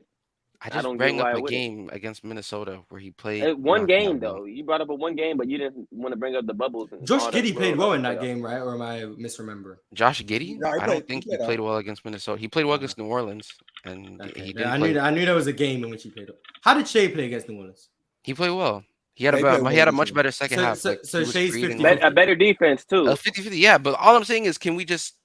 Could I see a little bit more? That's all. Like, yeah, could I just see him? I mean, as, yeah, like- if that's the standard, But when if I that's the said that standard, about But you you can't Jokic, write him I off was- though. Yeah, I that's was- my point. When How was people said the Jokic? same How thing was about Jokic Yeah, the you brought him same? off. Jokic is not the same because we actually seen him in the postseason though. Yeah, But you wrote him. You wrote him. I didn't have to after 21 or after 22. I wasn't still like I still haven't seen enough. No, I seen enough because he was there. I just need to see him there. That's all I'm saying. I don't like. It doesn't matter about the supporting cast. Yeah, the way you I need do to it is see different. him. Like, for I need to me, see I never questioned De'Aaron Fox's ability to translate before the playoffs, and then he just confirmed everything. Right. Like for me, I could just see who's game. Like Julius Randle before the 2021 playoffs. I knew I don't need it. that was not gonna work. You should be able to see it. You gotta see the vision, bro. The only player I've been wrong about who I thought would translate better than they ever have, DeMar DeRozan. So KB, what he's basically saying is that people that know ball, just a coincidence, can say it beforehand before saying it in the playoffs. You know what I'm saying? But if you don't know ball, weren't you just saying that about? Hey, he said it, not me. He said it, not me. So, Kate, real talk. So you saying if you're good at predicting, you know ball? Dub, don't gas up all predictions because you've also said some nonsense. Yo, dog. I know ball though. Predictions can be 50-50. Hell nah. What you mean? Dub telling me healthy Anthony Davis might be better than Jokic. Like Dub, I'm not here. Yeah, it's a different. I mean, if you're evaluating players and you make it, that's me, but that's not me not watching the game. That's just how I value things, man. That's just a difference in value, not me not knowing ball. When we ever talk about have I ever lied about his offensive game ever? Or was wrong about it? No, it's what you value. I don't need my center to play, man. I can just get my point. That was OD. That was OD. I'll give you that. That was OD. I'll give you that. That was OD. But I never lied about his game, though. Like, come on, man. I know ball. I just know it, bro. Especially, like, I think it's different when you're trying to predict outcomes versus evaluating players, their skill set, things of that nature. Like I think it's a little bit easier to evaluate players' skill set and kind of predict how they're going to work with other players. You know what I mean? It's a little bit easier than predictions is harder. Predictions for game outcomes, yeah, for sure. Prediction for game outcomes is definitely harder.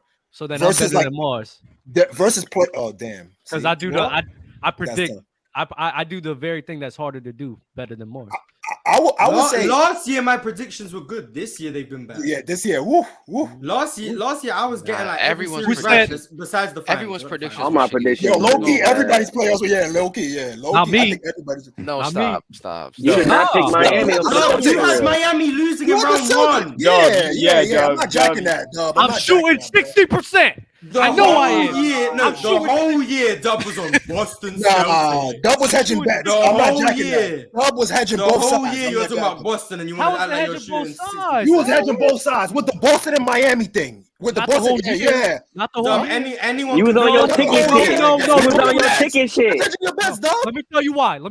Because I was up here with Mars and Low. They was like, nah, you got to pick one or the other right now. And I picked one. Yeah, because you was on your ticket shit. Miami you would have had a win. Boston. After game one. Yes. Before the series, you had Boston. When you seen you evidence. If I switched up in the Denver and Phoenix series, when I saw game one, I could have switched up and been like, you know what, Denver's gonna win this series. But you know what? No, I stood on Phoenix, even though I knew they were gonna lose. And I would have given you credit for that. Damn, W. No, but that's not worthy of credit. When you see new evidence. And you see how these guys stand on his square, bro. When you make a series prediction, you have to go with the original prediction. No, motherfucker. Because gambling is the thing. And just because I gambled yesterday on the Suns, I could gamble tomorrow. No, but you wasn't. But you bet on the series though. You wasn't right. You bet on the series though. Yeah, that's not the same thing, bro. You can still change it. You can still change it. No, that's right. You can change your mind, but you wasn't right. I was right because when that money hit my prediction was wrong. I was right. When that money hit I knew after game one of the Phoenix, I knew Denver were going to beat Phoenix. And every time I came on the show, I would say, Phoenix aren't going to be able to beat them because they're going to do this. Denver's going to do this. And then after all that, you know what I would say? But I'm still going to stick with Phoenix and say, because you know why? Because me changing wouldn't make me right. I still would have been wrong. Mars is not running from the end of the day. At the end of the day, I was just standing there. I was wrong. At the end of the day, if you change your pick in gambling, and you win that fucking money, that shit still hits your bank account. You can't change it. You won. If you put money on I'm not jacking that, though. That's not my opinion. That's a fact. Nigga, Dub That's not my opinion. I would say you won. You can't. You can't. Dub. That's like you can't change the series. That's like change your bet on the series. That's like you rolling the dice. That's like you rolling the dice. You can't change your bet on the series, though, Dub. Yeah, bro. You can't ask for no reason. if I'm changing it for game 7, He said as long as Dog, them numbers hit, I don't give a damn what I on one said. team, and then also put a bet on the other team, and say, guess what? I won money. That's who you did. That's who you did. You put a bet on Boston, and you know what? They put a bet on Miami too. Miami wins. Oh look, I'm up. I won. Oh, you know when I pick the wrong team. Dub, either way you win. You won. Yeah, what that's does all it it say? is. What does it say? You That's won. hedging Right? your bets. This nigga dumb. Oh As long as that check clear on Friday, You're you just straight. taking both of the two options and saying you were right. This That's is all what you're you should doing. do. What you do is, if you think Long the as other that one is check right, clear. you made the wrong decision, right? Dub, you're placing a bet on both if you put- teams if you and put then saying both you were right sides. when one of them wins. Thank you. No, because this happens all the time in betting. If you make a wrong decision and I put $20 on Miami to win, and I'll be like, oh shit, nah, the Nuggets is about to win right here. Then I'll be like, all right, I'm gonna put $50 on the Nuggets, so I get more money from my return. That doesn't you change already the placed fact the that bet? you Did still you worry already about place the bet? Miami. Still lost with the Yeah. first I bet, was though. wrong wait. for thinking. I was wrong Did you for already- thinking that they were gonna win in the beginning, but I switched up, and I was right for switching up. Fuck out of Dub, here. you're just putting Man, money no on way. both No options way. and then saying you're right when either one pays off. I was right. What? Dub, you already Dub. placed the Let him bet. let him stand on that hill, When bro. He's you not gonna change won. his That's mind. He's not gonna change that's his mind. He's not gonna crazy. change his mind. One. Let him stand on that hill, bro. He's not gonna change No his mind. way. That's what it is. Alright, It's you know what? impossible. I'm gonna make a hot take, and this is my bet for next year. Either a team from the West or the East is gonna win the title. That's what Dub did. Thank That's you. my bet. That's what I believe. That's my bet. And when I'm That's not what right, I did. remember I was Yes, you right. did. That's not When what I I'm did. right, come That's back not to what I this did. moment when I That's not what I predicted. did. That's You not might as what well When just I'm go for right, it. Just say come an back to this NBA moment. team is gonna win the NBA championship. Nah. Yes. Yeah, but Now an y'all being NBA nasty. team Now y'all is too being vague. I believe they'll either be from Now the y'all East or being the nasty. West. in my Jacking opinion. it, Dub. I Dub, think you they'll be are from hedging the your East or bets, the and you West. know it. That's You nasty. know you're hedging your That's not bets. hedging my bets, Because okay, look, Dub. If the Celtics had beat Miami, you would have won the conversation. You would have won one conversation. And then if Miami wins, you win the conversation with Miami. That's hedging your bets, Dub. If Boston win, Dub's just gonna be. I told you guys the whole year, Boston were gonna be the best Thank team in the you. East. No, Miami wins. I told you, Miami, man. Jimmy Butler. Hey, we're not doing this. Dub, didn't you say Ticket was doing this? I- Now you Dub, Censoring me on my own show is Dub is crazy. a ticket No. merchant, We're bro. muting everybody here. We're muting everyone here. I would have took my L gracefully, if we lost to Boston after I switched up. But no, because I was right about switching up, I wasn't able to do that. And if they would have blew You a hear this 3-0 nigga, real lead, talk? if they would have blew on a 3-0 lead, I would have took I that was L on right the about chin. my switch up. That's just Yeah. that is crazy. I would have He would took have been my like, L on the I chin. told you about them would've took that L on C's the looking chin. ass. What? He been like, I told you about them C's looking ass. That's what I'm saying. I told you about them C's. Like if y'all would have Looking won, ass. That's what he said. He explained it. It's over. Let it die. Y'all be Dub, you're a eating. nasty See you next man, and you week. know it. You know that. No way. He answered like that.